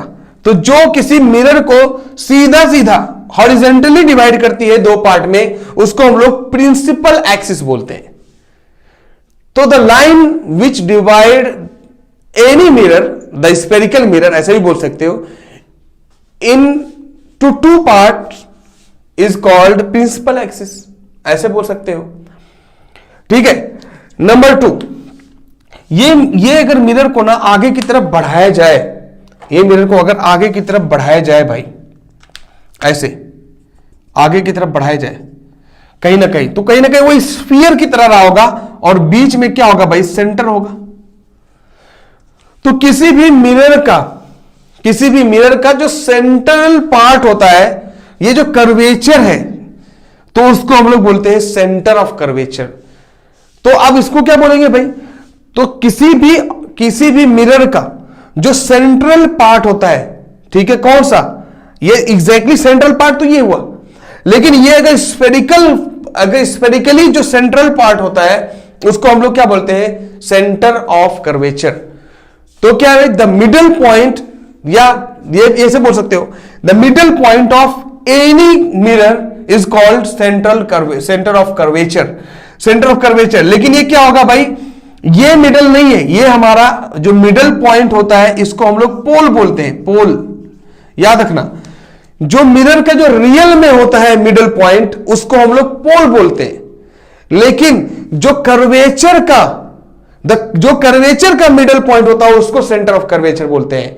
तो the middle point of curvature for any mirror is called centre of curvature. तो ये ज्यादा थोड़ा अच्छा लग रहा है कि नहीं भाई, ये डिफाइन करना आप अपने हिसाब से, कोई टेंशन नहीं है। याद रखना, सेंटर और पोल, ये हमारा पी है, पोल को पी से डिनोट करते हैं, सेंटर और पोल। इसको जो हाफ करता है, हाफ लाइन, सेंटर और पोल के बीच का जो हाफ पार्ट होता है, उसको फोकस बोलते हैं। तो अगर अब एक बात ये भी पता चला भाई, सेंटर से लेकर किसी भी एक्सिस तक की, जो पोल तक की दूरी को हम लोग क्या बोलेंगे, रेडियस। लेकिन ये कर्वेचर है तो इसमें क्या बोलेंगे, रेडियस ऑफ कर्वेचर। तो कभी भी जो सेंटर से लेकर, ये पोल से लेकर बेटा, और ये जो सेंटर ऑफ कर्वेचर की जो दूरी होती है, इसको रेडियस ऑफ कर्वेचर बोलते हैं। क्या बोलते हैं, रेडियस ऑफ कर्वेचर। जो इंपॉर्टेंट टर्म्स है इसको याद रखना पड़ेगा, बहुत सिंपल है। तो the distance between centre of curvature and pole is called radius of curvature. देखो इंपॉर्टेंट टर्म्स है, ये छोटी छोटी चीजें हैं जिसको याद रखना है, इसको अलग से लिखाने की जरूरत नहीं है। आप डिफिनेशन जो भी है आप लिख सकते हो यार ऐसा। ओके, अब ये बोल सकते हैं जो फोकस से लेकर पोल तक की दूरी को फोकल लेंथ बोलते हैं। तो कैसे डिफाइन करोगे भाई? The distance between focal length and pole is called focal length. The distance between focus and pole is called focal length. तो बेटा ये जो दूरी होती है फोकल लेंथ होता है। तो आपको यहां पे एक जानकारी हुआ, जो रेडियस ऑफ कर्वेचर है ना, ये जो रेडियस ऑफ कर्वेचर है ये फोकल लेंथ का डबल होता है। देखो ना, रेडियस ऑफ कर्वेचर जो है ये फोकल लेंथ का डबल है। इतना फोकल लेंथ और फिर उतना ये भी फोकल लेंथ है। तो उसके मतलब जो फोकल लेंथ होता है वो हमेशा रेडियस ऑफ कर्वेचर का आधा होता है, ये कह सकते हो। तो फोकल लेंथ निकालने के लिए भाई फोकल लेंथ उसका है कितना किसी भी मिरर का, तो आप क्या काम करो, ये देख सकते हो कि उसका रेडियस ऑफ कर्वेचर पहले क्या है, उसको आगे सीधा सीधा मिलाओगे तो कितना बड़ा उसका क्या है भाई, कितना बड़ा समझ लो स्फीयर बनेगा। जो हमारा स्फीयर बनेगा वो कितना बड़ा बनेगा। अब उसका आधा कर दोगे तो हमारा क्या बन जाएगा भाई, उसका सेंटर से लेकर जो पोल तक की दूरी को रेडियस बोलते हैं। रेडियस का आधा कर दोगे तो फोकल लेंथ ऑटोमेटिक मिल जाएगा। तो फोकल लेंथ निकालने के लिए क्या करेंगे, रेडियस ऑफ कर्वेचर का क्या काम करेंगे, जो ये कर्वेचर है उसका आधा कर देंगे भाई, रेडियस ऑफ कर्वेचर का आधा कर देंगे तो फोकल लेंथ मिल जाएगा। तो बेटा ये कुछ टर्म्स थे जिनको जानना जरूरी था। सबसे पहली बात principal axis, number 2 pole, number 3 focus and focal length, number 4 centre of curvature and radius of curvature. उसके बाद एक रिलेशन कि radius of curvature is 2 times of focal length and focal length is equal to radius of curvature divide by 2, half of radius of curvature is called focal length. We can also define like that. Okay, ये बात समझ में आ गया। ये बात जब समझ में आएगा ना तो फिर हम रूल्स की तरफ भागेंगे, फिर काम होना शुरू होगा। ठीक है, तो पहले ये सब चीजें जरूरी है जानना, ये बेसिक चीजें हैं भाई, बेसिक चीजें, इसको जानना जरूरी होगा। बेसिक चीजें अगर नहीं जानोगे तो इमेज फॉर्म नहीं होगा, इमेज ही नहीं बना पाओगे, क्योंकि उसके कुछ डिफरेंट रूल्स हैं। रूल्स पहले पढ़ने पड़ेंगे इमेज फॉर्मेशन के। जब इमेज फॉर्मेशन के रूल्स जान जाओगे तो इमेज बनाना तो एक बोर्ड पे ऐसे 6, 1, 4, 5 जो बनेंगे वो सब एक साथ में बन जाएगा। ठीक है, तो अभी आपको सबसे ज्यादा जरूरी है भाई इमेज फॉर्मेशन के लिए रूल्स जानना। तो सबसे पहला इंपॉर्टेंट टर्म समझ में आ गया, क्योंकि मैं क्या काम करूंगा, कोई मिरर बनाऊंगा, कॉनकेव मिरर में मानूंगा ये कॉनकेव मिरर है ऐसे, तो उसका इमेज फॉर्मेशन के लिए मैं क्या करूंगा, कुछ रूल्स लगाऊंगा। अब उसके लिए कुछ टिप्स दूंगा मैं, आपको समझ में आ जाएगा। बार बार अभी देखना कैसे बनाऊंगा मैं, एक जगह सारा चीज में बना दूंगा ऐसे बोर्ड पे, सारा चीज सारा कहानी पूरी खत्म हो जाएगी। इमेज फॉर्मेशन एक बोर्ड में पूरा समझ में आ जाएगा आपको। ठीक है, और बहुत सिंपल तरीके से भी समझ में आ जाएगा। तो सबसे पहली बात चल पढ़ते हैं रूल्स फॉर इमेज फॉर्मेशन। भाई मैं ये कॉनकेव मिरर का रूल नहीं बता रहा हूं, कॉन्वेक्स का रूल अलग अलग नहीं बता रहा हूं, क्योंकि रूल्स दोनों के एक जैसे 100% है, एक ही जैसे, बस फर्क थोड़ा सा हो जाएगा। इसके अंदर वर्चुअल होगा, मतलब चीजें रियल में नहीं दिखेंगी, तो डॉटेड लाइन से बनेगा, और इसके अंदर रियल होगा। तो सबसे पहली बात रूल्स पढ़ लेते हैं। कॉनकेव मिरर के लिए कहीं सीबीएसई बुक में देखोगे कॉनकेव मिरर के लिए अलग रूल है, कॉन्वेक्स के लिए अलग रूल बना के रखा है, लेकिन चीजें एक ही है, मैं आपको बताना यही चाहता हूं। तो सबसे पहली बात रूल्स फॉर इमेज फॉर्मेशन। तो इमेज फॉर्म होने के लिए रूल्स क्या है भाई, इसको भी जानना जरूरी है। सबसे पहला रूल क्या है, first rule, second rule, third, ठीक है, फोर्थ जरूरत पड़ेगा इस्तेमाल करेंगे, क्या करना है।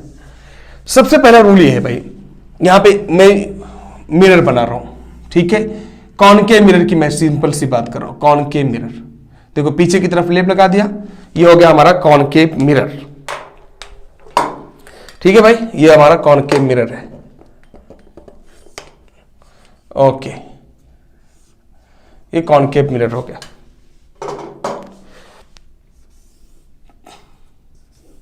जितना ज्यादा सुधारने की कोशिश करो उतना ज्यादा बिगड़ जाता है ना, टेंशन नहीं यार। ओके,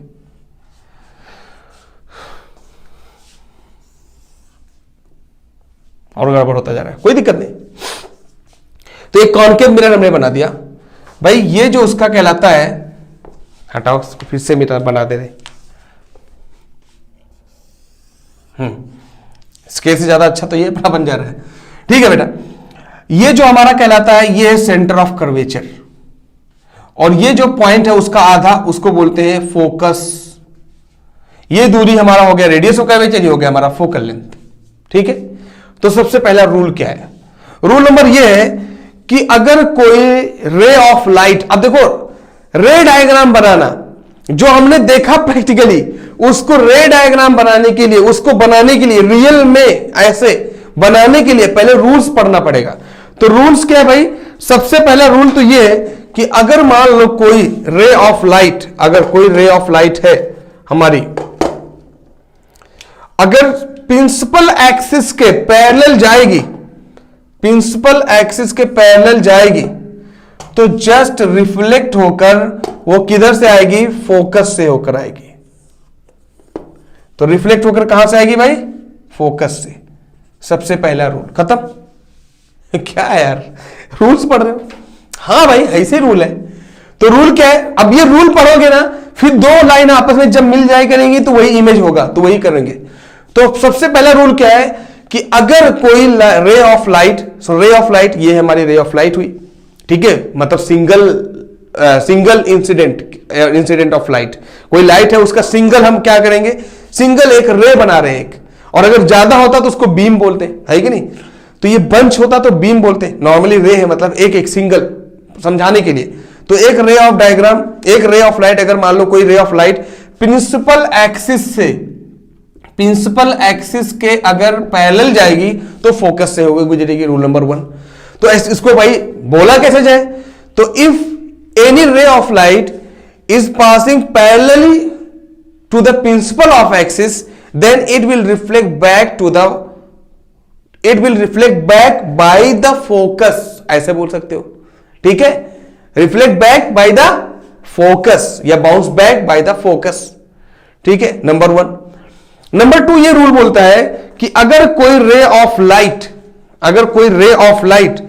फोकस से होकर गुजरेगी, अगर कोई रे ऑफ लाइट फोकस से आएगी तो फिर क्या करेगी? वो रिफ्लेक्ट बैक होगी किधर भाई? प्रिंसिपल एक्सिस के पैरेलल में। नंबर 2 मतलब उल्टा कहानी, सिर्फ समझने के लिए बात है सब।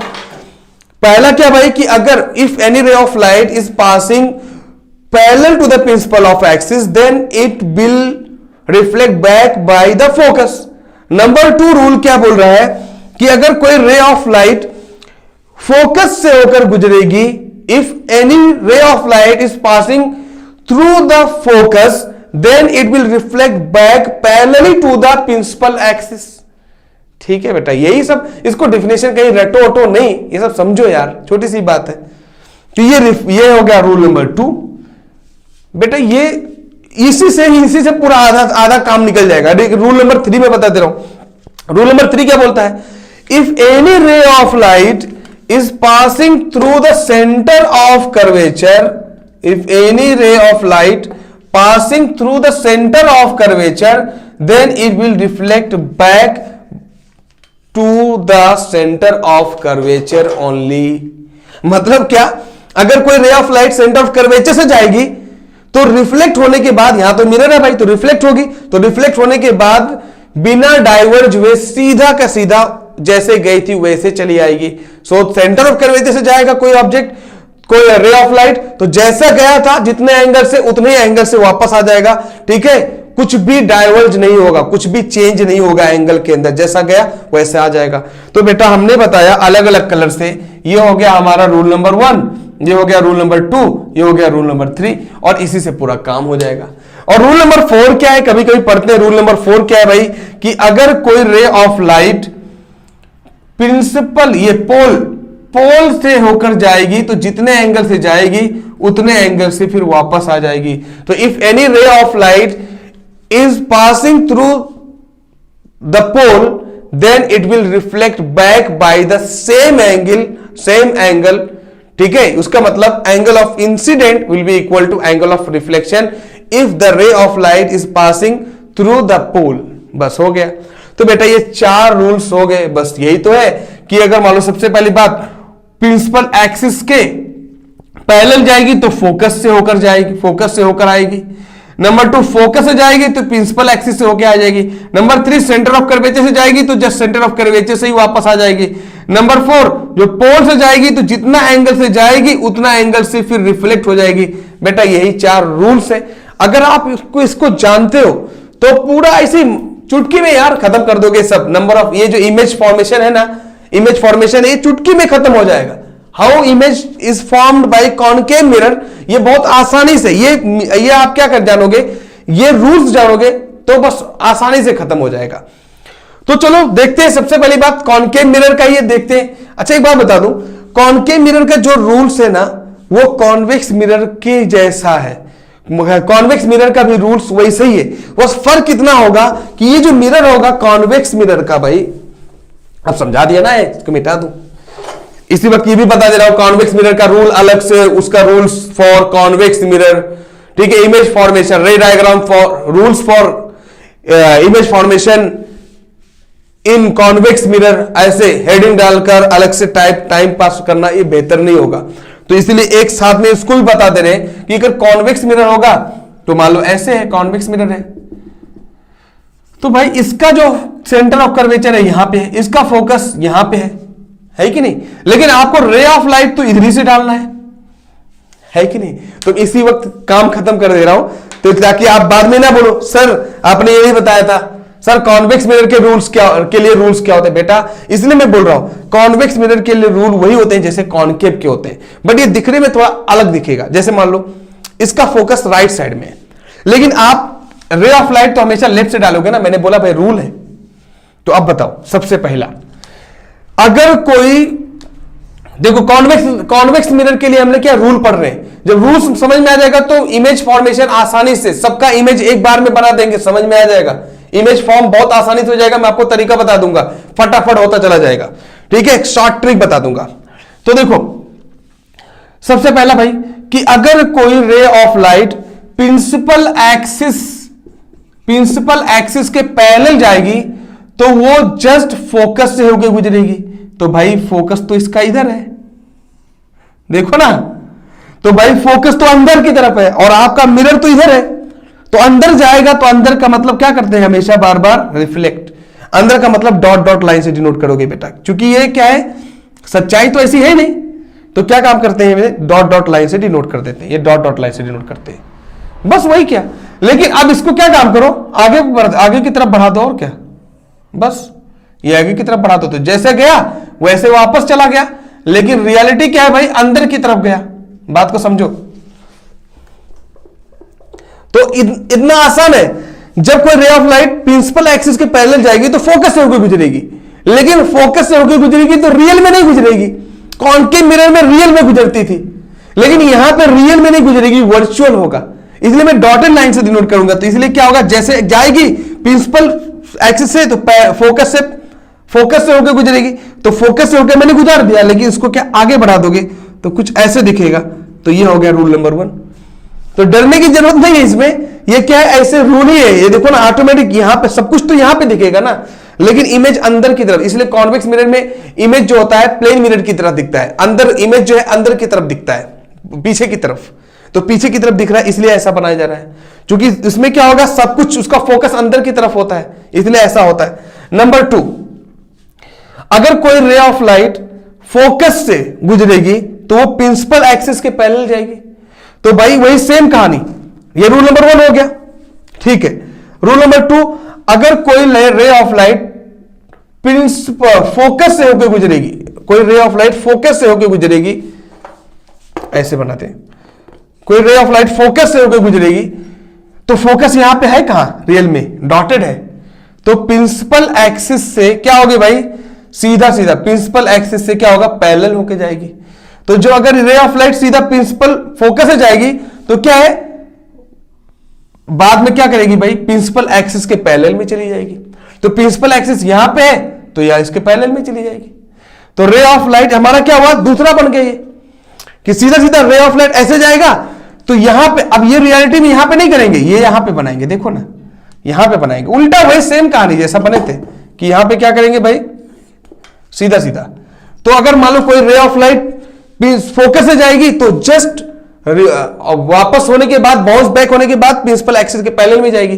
तो रियल में सब अंदर दिख रहा है और वो काम हम बाहर कर रहे हैं, समझ में आया? क्योंकि जो बनेगा इमेज वो दिखेगा हमें यहां पर, जो हम कर रहे हैं वो सब यहां पे हो रहा है, लेकिन दिख रहा है हमें इमेज अंदर।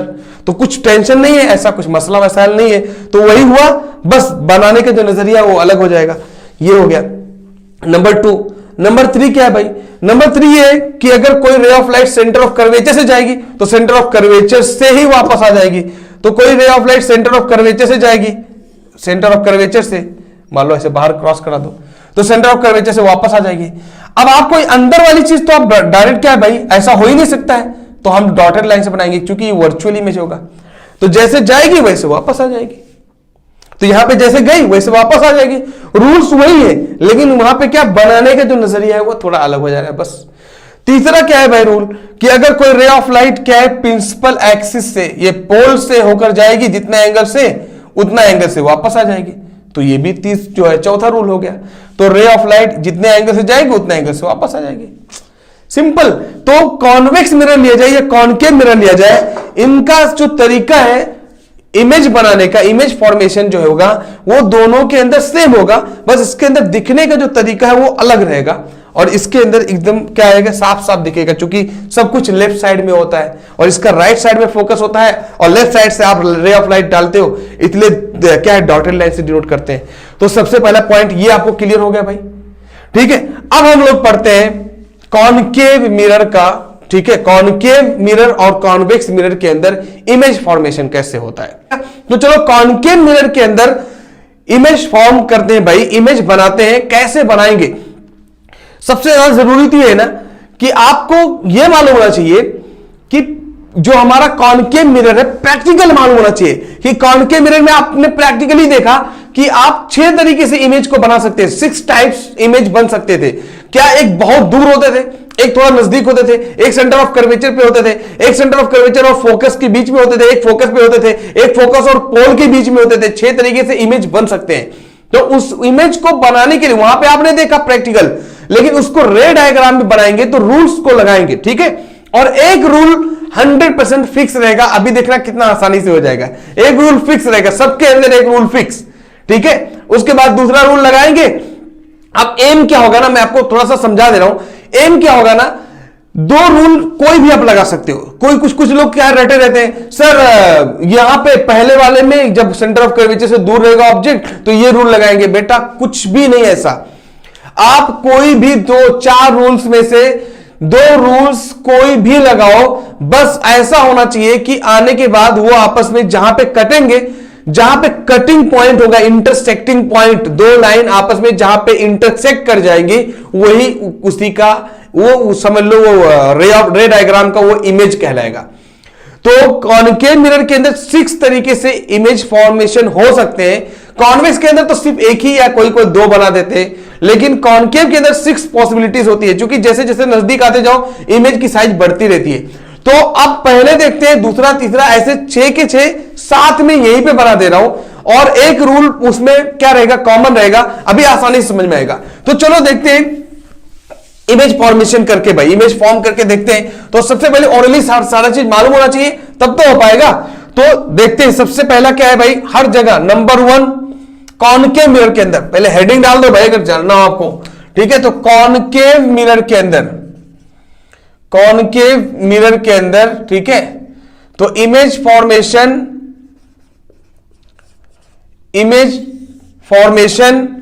यहां पे लिख दो, image formation by concave mirror. तो सबसे पहली बात कॉनकेव मिरर के अंदर देखते हैं भाई इमेज फॉर्मेशन क्या क्या हो सकती है। तो पहला, उसके बाद यहां पे डालूंगा दूसरा, यहां पे डालूंगा तीसरा, यहां पे डालूंगा चौथा, इधर रहेगा 5वां, इधर रहेगा 6th। 6 तरीके से इमेज फॉर्म होते हैं। तो image formation by image formed by concave mirror, ठीक है। तो 6 तरीके से इमेज बनेंगे, एक साथ में सब बना दूंगा। उसका वजह यार बहुत सिंपल है ही है, बस इमेज फॉर्म उसका आपको रूल्स मालूम है तो काम हो जाएगा। अब कुछ लोग रटे होते, रटना नहीं बेटा, रटने पे बिलीव मत करो। अभी एक रूल सबके अंदर कॉमन लगा दूंगा मैं, उसके बाद आप कोई भी दो आपस में रूल लगाओ, बस आपस में वो इंटरसेक्ट करेंगे तो वही इमेज फॉर्मेशन कहलाता है बस। और प्रैक्टिकली तो आपने देखा ही है। तो चलो यहां पे एक मिरर बना दे रहे भाई, कॉनकेव मिरर। ऐसे कुछ बड़ा बनाने की जरूरत नहीं है ना, टेंशन लेने की जरूरत है, ठीक है। यहां पे एक मिरर बना दे रहे, कॉनकेव मिरर। यहां पे एक कॉनकेव मिरर, यहां पे एक कॉनकेव मिरर, यहां पे एक कॉनकेव मिरर, यहां पे कॉनकेव मिरर और यहां पे कॉनकेव मिरर, ठीक है। ये कॉनकेव मिरर हो गया भाई। चलो थोड़ा सा कोटिंग कर दो, ओके, इधर कोटिंग कर दो भाई। Concave mirror ready, okay ready भाई, कॉनकेव मिरर रेडी हो गया। सिंपल। सब में क्या भाई, प्रिंसिपल एक्सिस तो बनाना जरूरी है, क्योंकि रूल्स तो लगते हैं। तो प्रिंसिपल एक्सिस, ये सारी चीजें आपको जानना पड़ेगा। तो यहां पे प्रिंसिपल एक्सिस सबका बनाना होगा ना भाई, सबका प्रिंसिपल एक्सिस बनाओ पहले, नहीं तो इमेज ही नहीं बनेगा।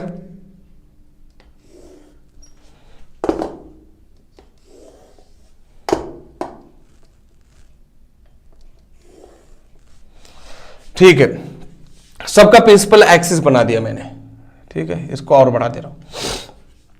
अब यहां पे देखते हैं सारा चीज। सबसे पहला इसका सब सारा पॉइंट लिख दो भाई। ये हमारा, देखो आप जब स्केल से बनाओगे अच्छा बनेगा, एकदम बढ़िया बनेगा। ये हमारा फोकस है, ये सेंटर ऑफ कर्वेचर है, यही फोकस है और ये सेंटर ऑफ कर्वेचर है।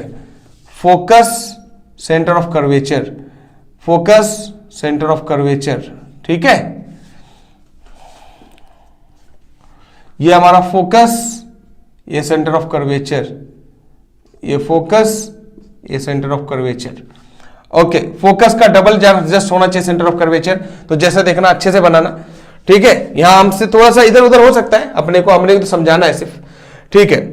अब क्या होगा देखो, सबसे पहला रूल वो हर जगह लगा दो। वो क्या है मालूम है, जब कोई ray of light principal axis के, ये प्रिंसिपल एक्सिस है, प्रिंसिपल एक्सिस के पैरेलल जाएगी तो फोकस से होकर गुजरेगी।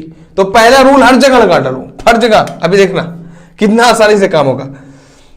तो ये रूल मतलब फिक्स कर लो, हर जगह के लिए फिक्स कर लो कि जब कोई ray of light principal axis से के पैरेलल जाएगी तो सीधा कहां से होकर गुजरेगी भाई, फोकस से होकर गुजरेगी, ठीक है।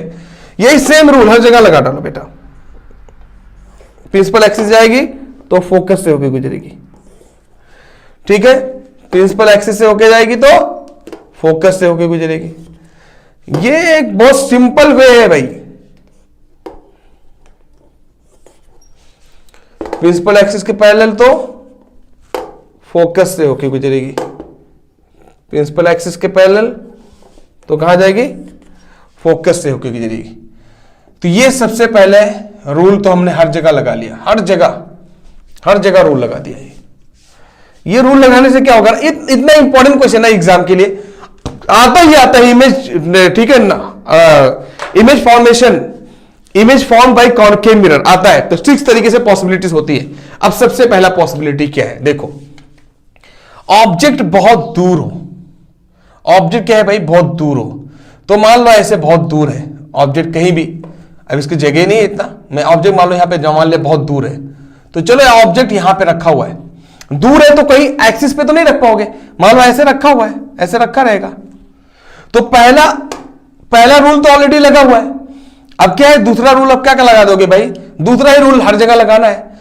सबसे पहला कि भाई ऑब्जेक्ट बहुत ज्यादा दूर हो, सेंटर ऑफ कर्वेचर से बहुत ज्यादा दूर हो, तो इसको हम लोग बोलते हैं ऑब्जेक्ट एट इंफिनिटी।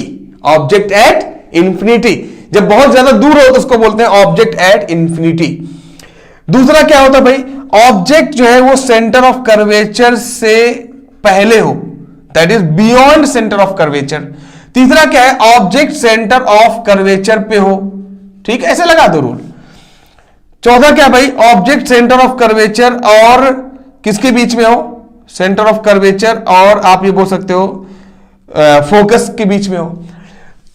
पांचवा क्या भाई, ऑब्जेक्ट फोकस पर हो। छठवां क्या है भाई, ऑब्जेक्ट कहां पे हो, पोल और सेंटर ऑफ कर्वेचर के बीच में हो।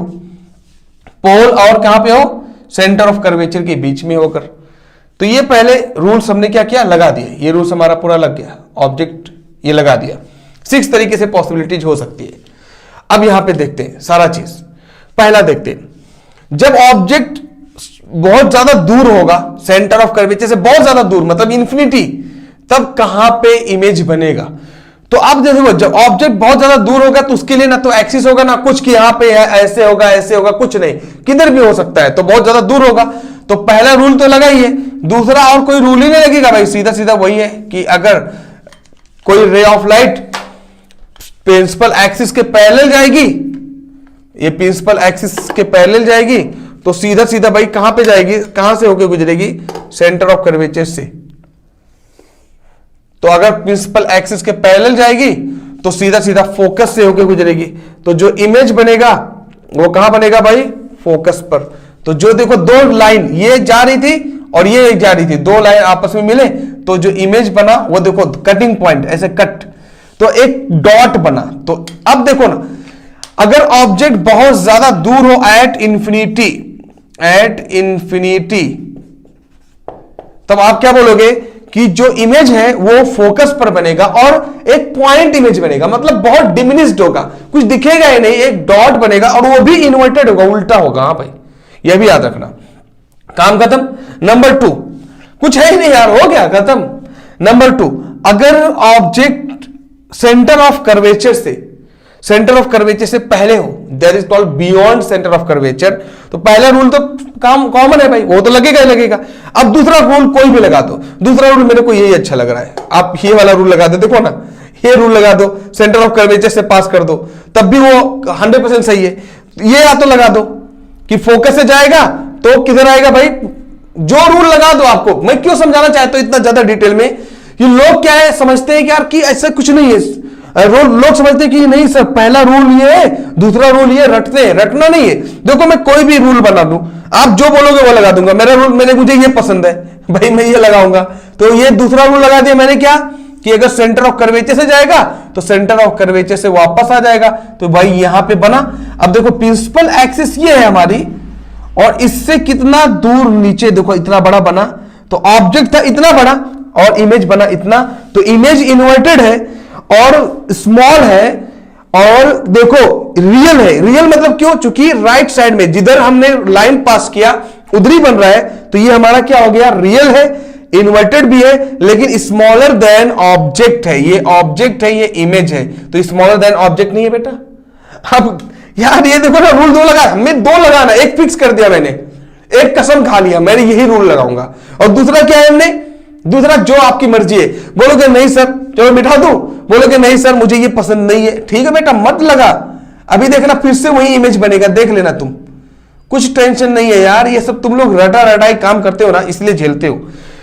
दूसरा रूल चलो जा रहे लगाने, नहीं भाई मेरे को ये नहीं पसंद है भाई, किसी ने बोला ओके ये ऑब्जेक्ट है, दूसरा रूल लगाते भाई कि अगर कोई रे ऑफ लाइट फोकस से होकर गुजरेगी, फोकस से, तो क्या होगा भाई, पैरेलल टू द, कहां होगा, प्रिंसिपल एक्सिस। तो ये रे ऑफ लाइट जा रही थी, ये रे ऑफ लाइट देखो ये जा रही थी, ये ना देखना कि यहां पे मिला हुआ है, फोकस से गया और मिला कहां, कटने के बाद ये रे ऑफ लाइट यहां पे गई, जाने के बाद इधर जा रही है देखो, और रे ऑफ लाइट इधर गई और इधर जाने के बाद कहां जा रही है, देखो यहां पे मिली, देखो वहीं के वहीं मिला कि नहीं, इमेज बना।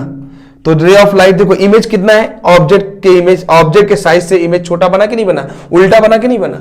कोई रूल लगा दोगे 100% आंसर आएगा। तो अगर कोई बोले अगर ऑब्जेक्ट सेंटर ऑफ कर्वेचर से पहले है तो इमेज जो बनेगा वो इन्वर्टेड होगा, ठीक है, रियल होगा और स्मॉलर देन ऑब्जेक्ट साइज होगा, ठीक है, ये छोटा काम खत्म।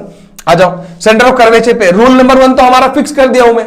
अब रूल नंबर 2 कौन सा लगाओगे सर, कोई भी लगा दे भाई, जो दिल करे वो लगा दे, 100% आंसर सही आएगा, ठीक है। लेकिन यहां पे सबसे ज्यादा सुटेबल कौन सा है, यही जो अगर रे ऑफ लाइट फोकस से होकर जाएगी तो क्या होगा, parallel to the principal axis होगा, बस फोकस से होकर जाएगा तो parallel to the principal axis. अब बेटा देखो टिकटो कट कहां रहा है, आप अंदाजा लगा लो, देखो ना सीधा सीधा जस्ट इसी के नीचे कट रहा है, देख लो, मतलब जितना बड़ा ऑब्जेक्ट उतना ही बड़ा क्या हुआ, इमेज का साइज हो गया।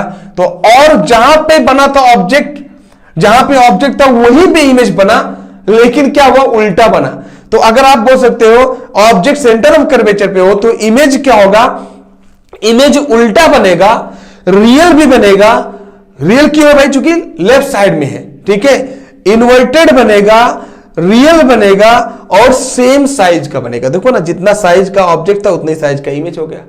तो बेटा अब आप देखें, तीसरा, पहला जब बहुत ज्यादा दूर था तो डॉट बना, थोड़ा नजदीक है थोड़ा बड़ा बना।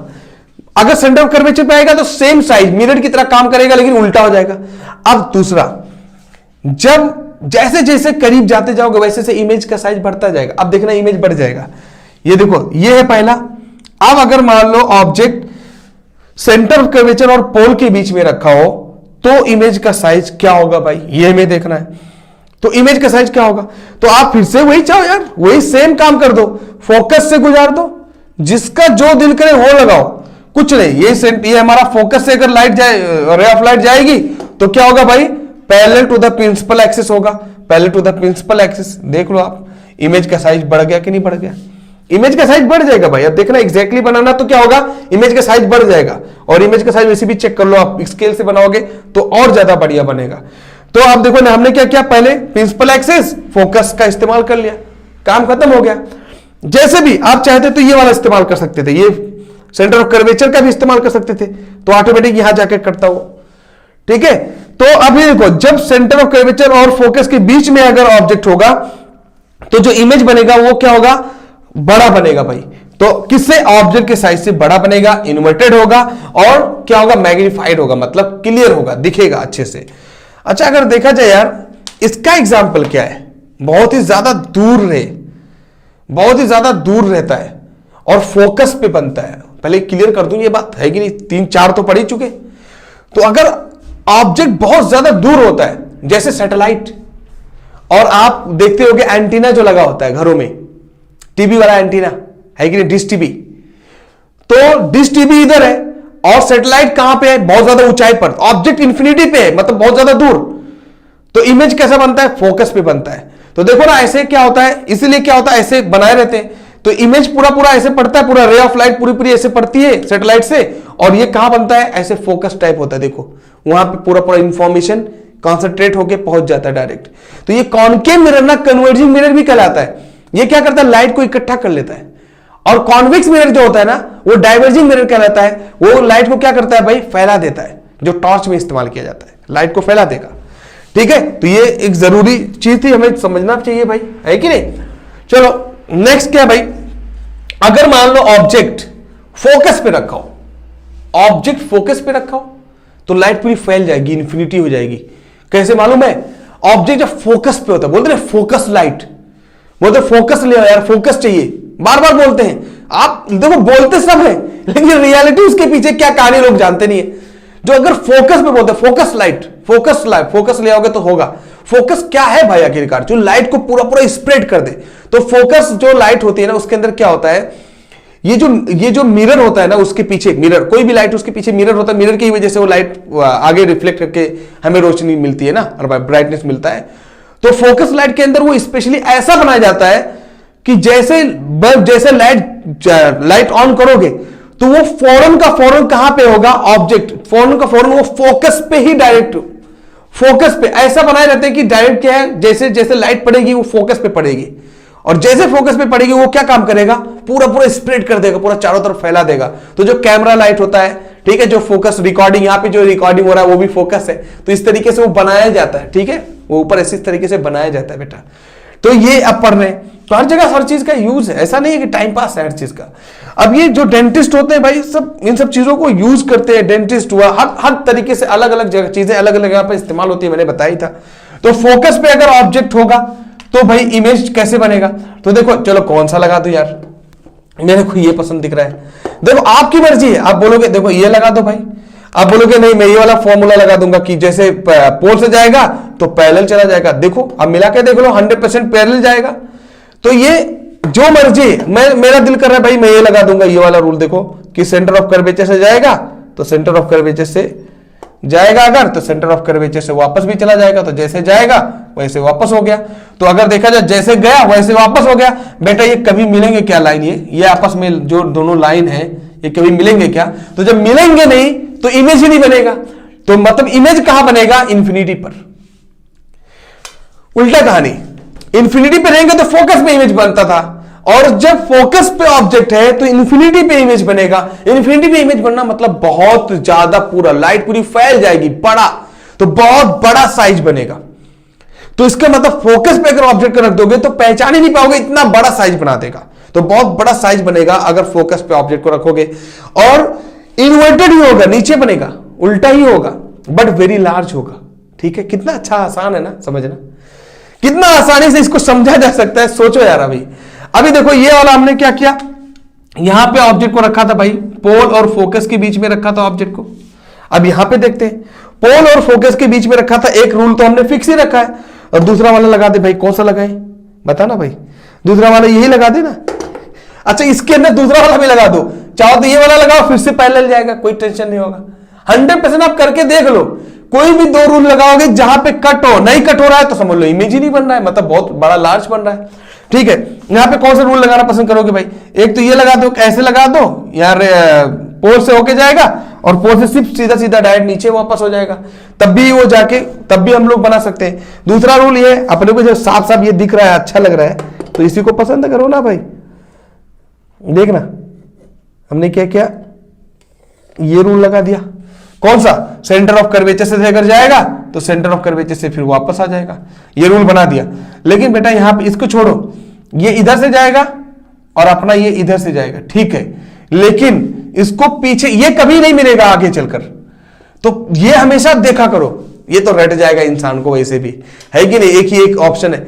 तो ये क्या है, आप देखा जरूर करो कि ऐसा तो नहीं कि कहीं आगे जाके मिल जाए, आगे जाके मिल जाएगा तो वर्चुअल इमेज हो जाएगा, इमेज तो बनेगा, कट कर जाए कहीं भी, लेकिन ये आगे में नहीं कट कर रहा है, लेकिन ये आगे कट कर रहा है। देखो इसको अगर आप आगे बढ़ा दो, ईमानदारी से बढ़ा दो, ठीक है, नहीं बोलना जबरदस्ती करके बढ़ा दो, इसको आगे बढ़ा दो, और ये वाले लाइट को आगे बढ़ा दो बेटा, आप देख लो कहीं ना कहीं कट जाएगा, देख लो यहां पे कट गया पक्का यार, चेक कर लो। कोई बोला नहीं यार, पता नहीं क्यों इतना रूल्स इमेज फॉर्मेशन के जो, ठीक है, रूल्स फॉर इमेज फॉर्मेशन, ठीक है, फॉर कॉनकेव मिरर, क्यों लोग इतना ज्यादा डिफिकल्ट समझते हैं? कोई भी रूल लगा दो, एक फिक्स करो, बाकी कोई भी रूल लगाओ, जहां पे आगे देखो पीछे नहीं कट रहा था, लेकिन ध्यान देना था, आगे तो कटा ना भाई, तो आगे कटा तो देखो ये इतना बड़ा इमेज बन गया, यहां से हमेशा प्रिंसिपल एक्सिस से देखते हैं, तो आगे नहीं कटा तो पीछे कटा, पीछे कटा मतलब वर्चुअल इमेज, लेकिन इरेक्टेड हुआ, बताइए यहां पे सब इन्वर्टेड था, मतलब उल्टा बन रहा था।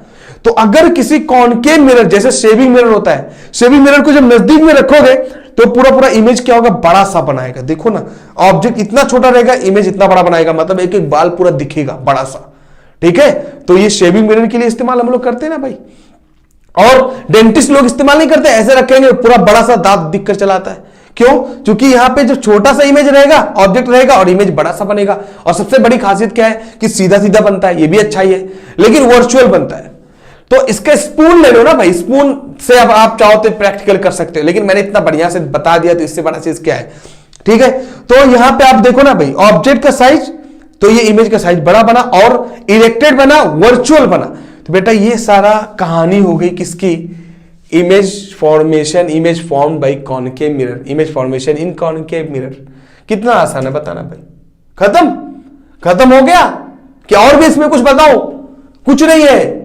अब इसको क्या है, एक टेबल बनाओ और टेबल में लिख लो कि ऑब्जेक्ट इंफिनिटी पर होगा, object beyond centre of curvature होगा, ऑब्जेक्ट सेंटर ऑफ कर्वेचर होगा, object between centre of curvature and focus होगा, ऑब्जेक्ट फोकस पर होगा, ऑब्जेक्ट फोकस और पोल के बीच में होगा, तो इमेज कैसा बनेगा? तो सारा चीज आपके सामने है, ठीक है। इमेज इसका मतलब इन्वर्टेड, ठीक है, उल्टा, उसके बाद भाई सेम साइज बन रहा है, अगर सेम साइज बनेगा तो ठीक है, साइज छोटा होगा तो स्मॉल लिख देंगे, बड़ा होगा तो इनलार्ज बोल देंगे, बहुत ज्यादा बड़ा होगा तो हाईली इनलार्ज बोल देंगे, मैग्नीफाइड होगा, जो अगर दिखेगा ही नहीं, पॉइंट जैसा रहेगा तो उसको बोलेंगे डिमिनिश्ड है, मतलब दिखेगा ही नहीं, ठीक है। ये सब वर्ड है जो इस्तेमाल करना है। ये लेफ्ट साइड में बनेगा तो उसको रियल, राइट साइड में बनेगा तो उसको वर्चुअल, बात बताना भाई, और क्या बोलूं, ठीक है। राइट साइड सीधा बनना है तो इरेक्टेड, ठीक है, उल्टा बनना है तो इन्वर्टेड, और क्या बताऊं, बताना, बताना भाई। टेबल बना लोगे आप? इसको देखकर टेबल बना सकते हो कि नहीं, कि टेबल भी बनाना पड़ेगा, ठीक है। नेक्स्ट, अब image formed by convex mirror बोल दूं,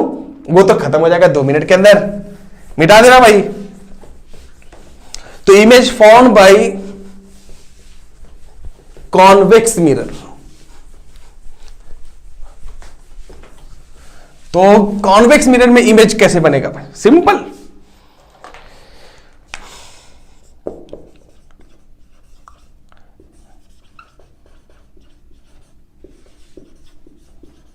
अब बोलोगे सर इसके लिए अलग फॉर्म, अलग कोई रूल बताओगे क्या? भाई रूल बता चुका, एक ही जैसा रूल्स रहता है, दिखने में दिखेगा अलग। देखो, तो कॉन्वेक्स मिरर, सबसे पहली बात आप खुद देखो, कॉन्वेक्स मिरर से चाहे नजदीक आओ चाहे कॉन्वेक्स मिरर से दूर जाओ, इमेज जो बनता है वो छोटा ही बनता है।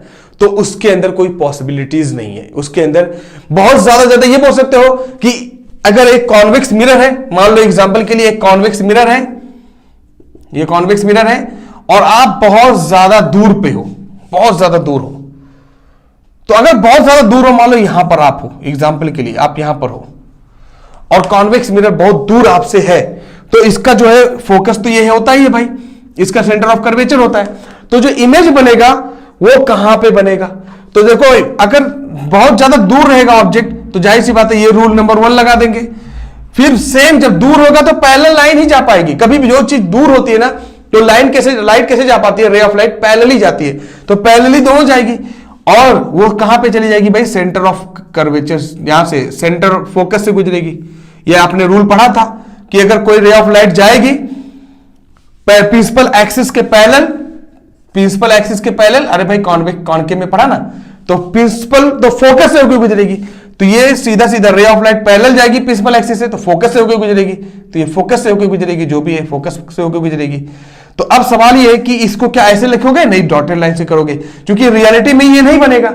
अंदर है, आपने वही पढ़ा ना, फोकस राइट साइड में है, तो इसलिए हमने डॉट से बना दिया। लेकिन इसको बनाओगे कैसे भाई? इसको इधर बना दोगे और इसको इधर बना दोगे, तो लाइट क्या होती है? फैल जाती है। तो कॉन्वेक्स मिरर क्या काम करता है? लाइट को फैला देता है। बहुत आसानी से एक बात और भी समझ सकते हो।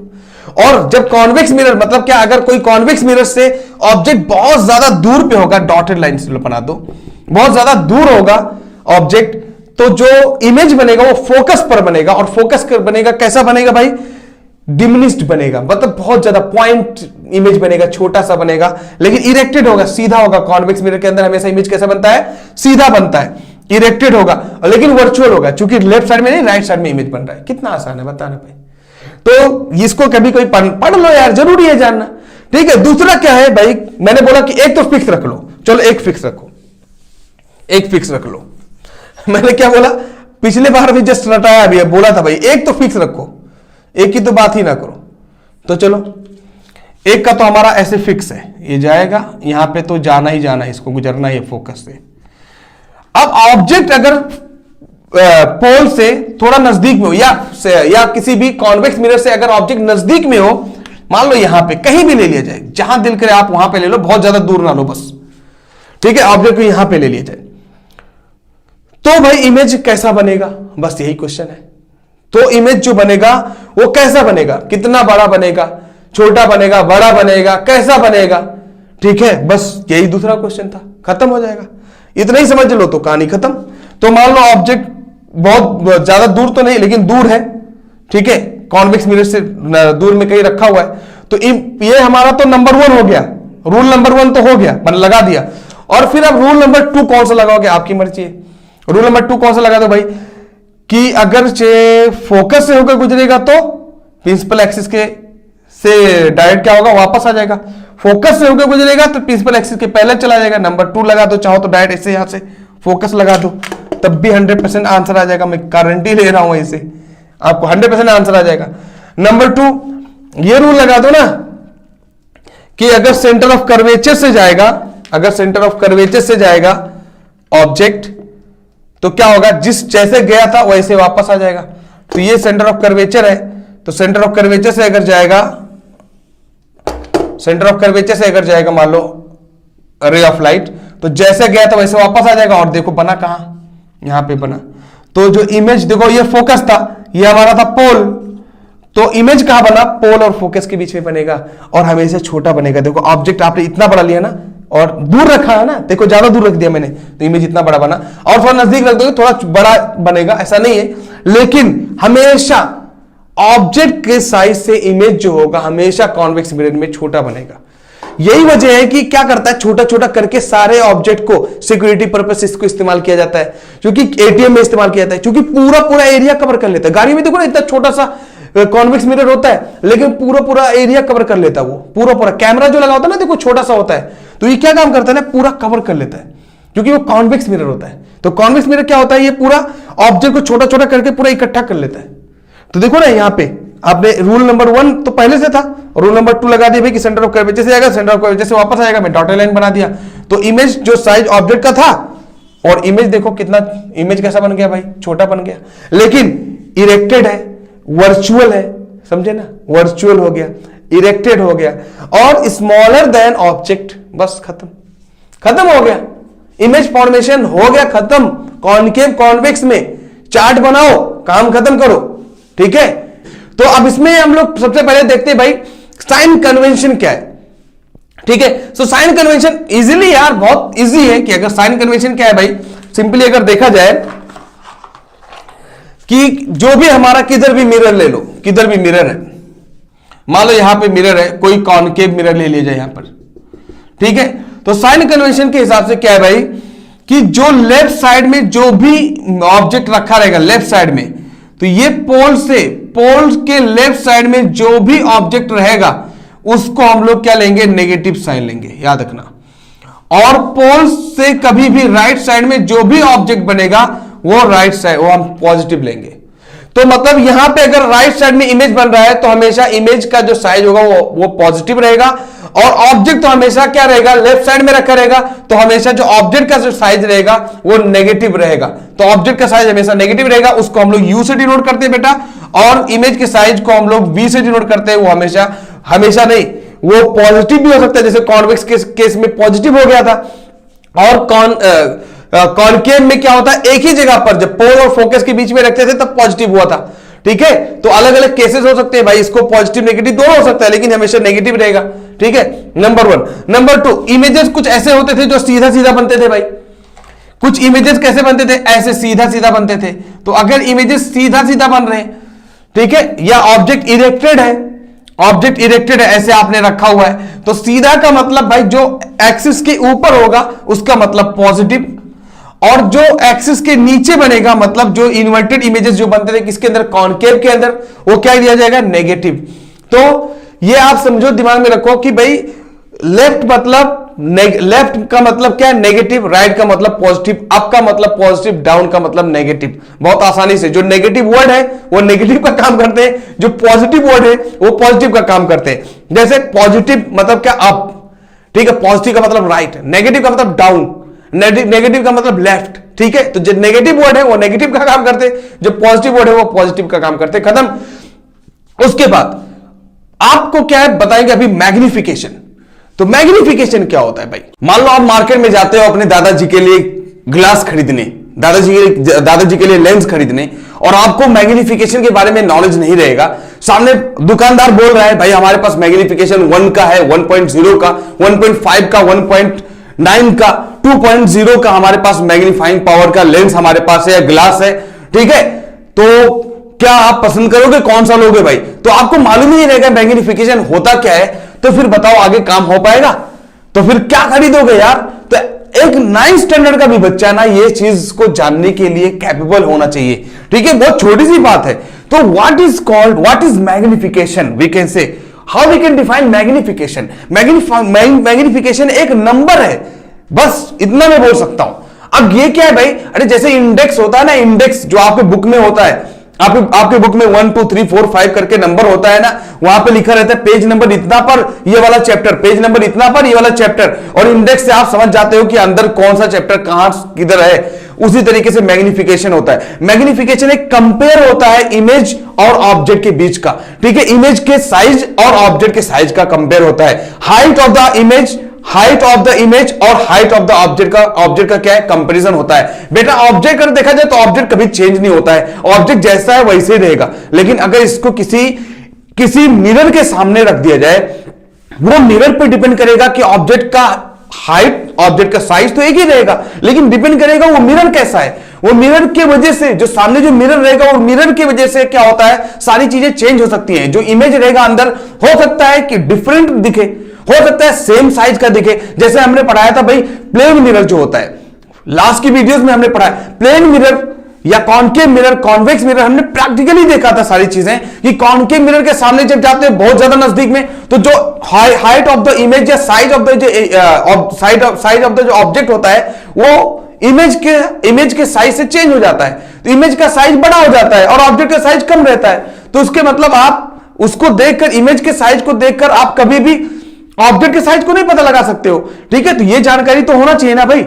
उसके बाद दूसरी बात, अगर प्लेन मिरर के सामने आप रहते हो तो प्लेन मिरर के सामने जो आपका साइज होता है वही दिखता है। जो सुबह सुबह अपना शक्ल देखते हो तो देखो ना, जो साइज आपका होता है रियल में वही साइज प्लेन मिरर में दिखता है। लेकिन वही चीज अगर आप चेंज कर दो, तो अगर मिरर चेंज कर दो तो चीजें चेंज हो जाती हैं, है कि नहीं। जैसे कॉन्वेक्स मिरर के अंदर देखो ना, सारी चीजें एक साथ में आ जाती हैं।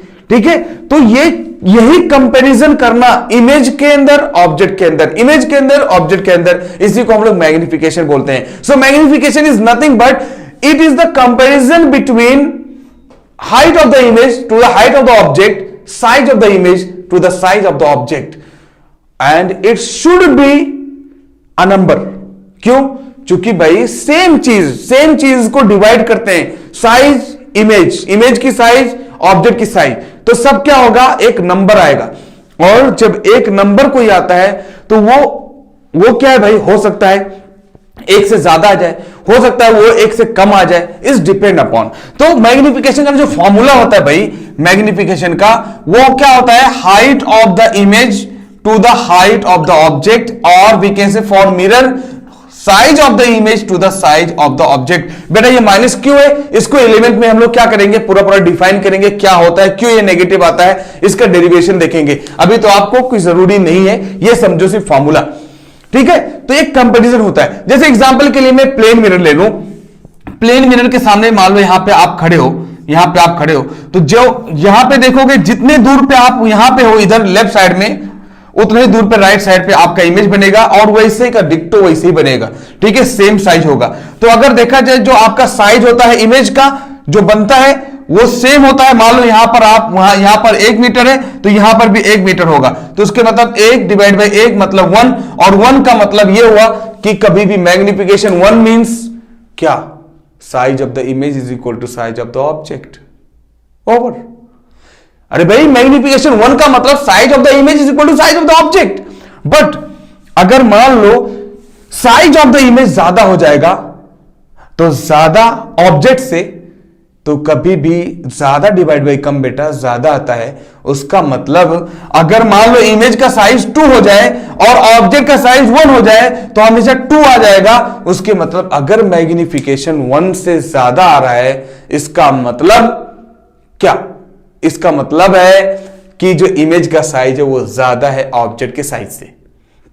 लेकिन अगर मान लो इत्तेफाक से इमेज का साइज ऑब्जेक्ट के साइज से बेटा कम आ जाए, इमेज का साइज जो बन रहा है ऑब्जेक्ट के साइज से कम आ जाए, समझ लो प्रॉब्लम चालू, बुढ़ापा चालू हो गया। क्यों? क्योंकि चीजें छोटी दिख रही हैं, चीजें अलग दिख रही हैं। ठीक है, तो उससे क्या होगा, आपका जो इमेज का जो साइज है वो कम हो गया और ऑब्जेक्ट का साइज ज्यादा है। मान लो ऑब्जेक्ट साइज 2 मीटर था और इमेज आपको एक ही दिख रहा है, तो 0.5 1 से कम हो गया, 1 से कम आ गया मतलब प्रॉब्लम।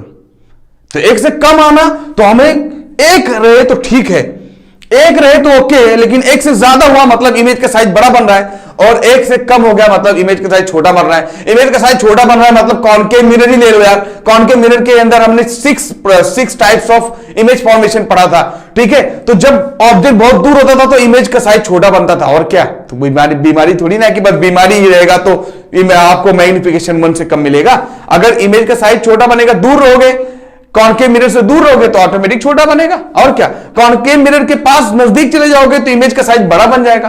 तो बड़ा बनेगा तो क्या होगा भाई, जाहिर सी बात है मैग्निफिकेशन ग्रेटर देन 1 हो जाएगा। तो मैग्निफिकेशन कितनी आसान सी चीज है। मैग्निफिकेशन एक बड़ा सा टॉपिक है, लेकिन समझना जरूरी है किस तरीके से समझा जाए। ठीक है, दूसरा पॉइंट होता है हमारा मिरर फॉर्मूला। बेटा ये मैग्निफिकेशन का जो फॉर्मूला है ना, ये मिरर के लिए मैं बताया, height of the image, height of the object, ये दोनों कॉमन है, लेकिन ये क्या है, v upon you minus v upon you. ये माइनस होता है v अपॉन यू, ठीक है। मैग्निफिकेशन फॉर लेंस जो होता है वो थोड़ा सा फॉर्मूले के अंदर क्या है, प्लस माइनस का फर्क हो जाता है, वो चेंजेस हो जाते हैं, ठीक है। आगे बात करते हैं भाई, वो है मिरर फॉर्मूला। अब मिरर फॉर्मूले के अंदर आते हैं, तो ये जो मिरर फॉर्मूला है भाई, ये है क्या?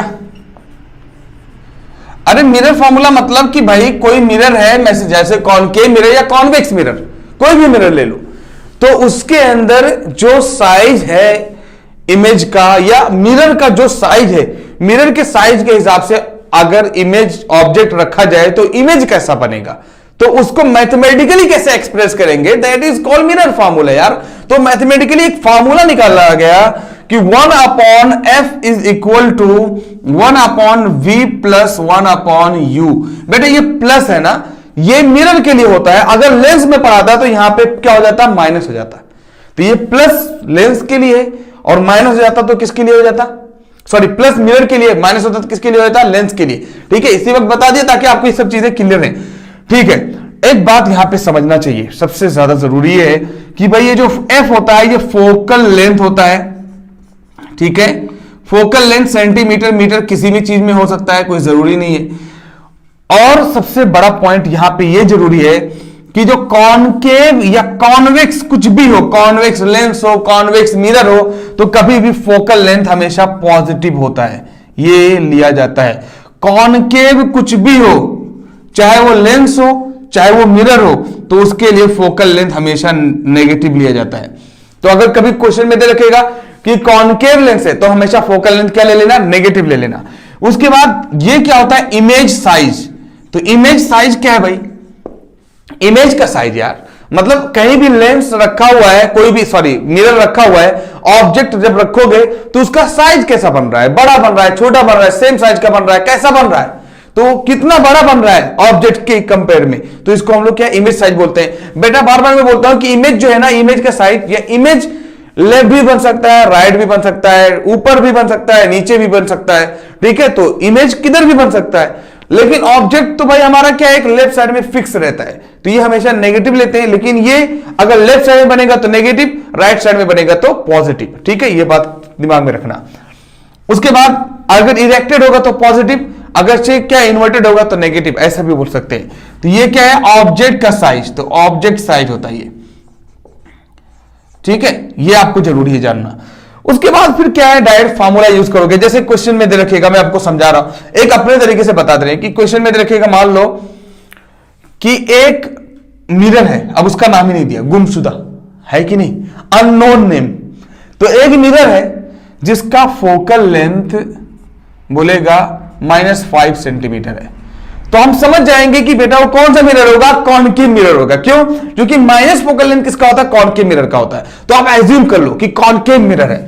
उसके बाद बोलेगा वो वहां से एक ऑब्जेक्ट सेंटर ऑफ कर्वेचर पर रखा हुआ है, मान लो ये फोकल लेंथ होता है, ये सेंटर ऑफ कर्वेचर होता है, तो बोलेगा सेंटर ऑफ कर्वेचर पर रखा हुआ है, एक लेंस है, एक ऑब्जेक्ट है जो सेंटर ऑफ कर्वेचर पर रखा हुआ है, तो एक ऑब्जेक्ट है जो सेंटर ऑफ कर्वेचर पर रखा हुआ है, ठीक है। और बोल देगा भाई बताओ उसका ऑब्जेक्ट का साइज बताओ। तो ये सेंटर ऑफ कर्वेचर पे रखा हुआ है, तो यहां से यहां तक की दूरी क्या होती है भाई, 2f होती है। तो 2f मतलब कितना हो जाएगा, 10 सेंटीमीटर। उसके बाद फॉर्मूला लगाओगे। अच्छा, कभी भी ऑब्जेक्ट का हमेशा साइज क्या लेंगे, नेगेटिव, तो u बराबर -10 हो गया और f बराबर -5 है, तो बेटा फोकल लेंथ का फॉर्मूला 1/f = 1/v + 1/u लगा दोगे। v की वैल्यू यहां पे निकालना है, u की वैल्यू -10 रख दोगे, f की वैल्यू -5 रख दोगे, v की वैल्यू मिल जाएगी आराम से। इमेज का साइज कैसा बन रहा है आप पहले से कैलकुलेट करके बता दोगे। अब ऐसे अगर मान लो मैं आपसे पूछूं कि कॉनकेव मिरर पे यहां, अब मैं बताऊंगा कितना आएगा आंसर, मैं बता दूं, मैं बताऊं कितना आंसर आएगा, सेम मालूम है, ये 10 सेंटीमीटर आएगा, चेक कर लेना। क्योंकि अगर सेंटर ऑफ कर्वेचर पर अगर कोई ऑब्जेक्ट रखा होता है तो जो इमेज का साइज होता है वो ऑब्जेक्ट के साइज के बराबर होता है। तो देखो जब जानकारी रहेगी रियलिटी में वो जो मिरर फॉर्मेशन होता है कितने तरीके से, 6 तरीके से, वो आपको दिमाग में रटा रहेगा तो फिर ये चैप्टर के साथ खेल दोगे, नहीं तो ये चैप्टर एक डिफिकल्ट चैप्टर बन जाता है, ठीक है। तो ये मिरर फॉर्मूला हो गया हमारा, ओके।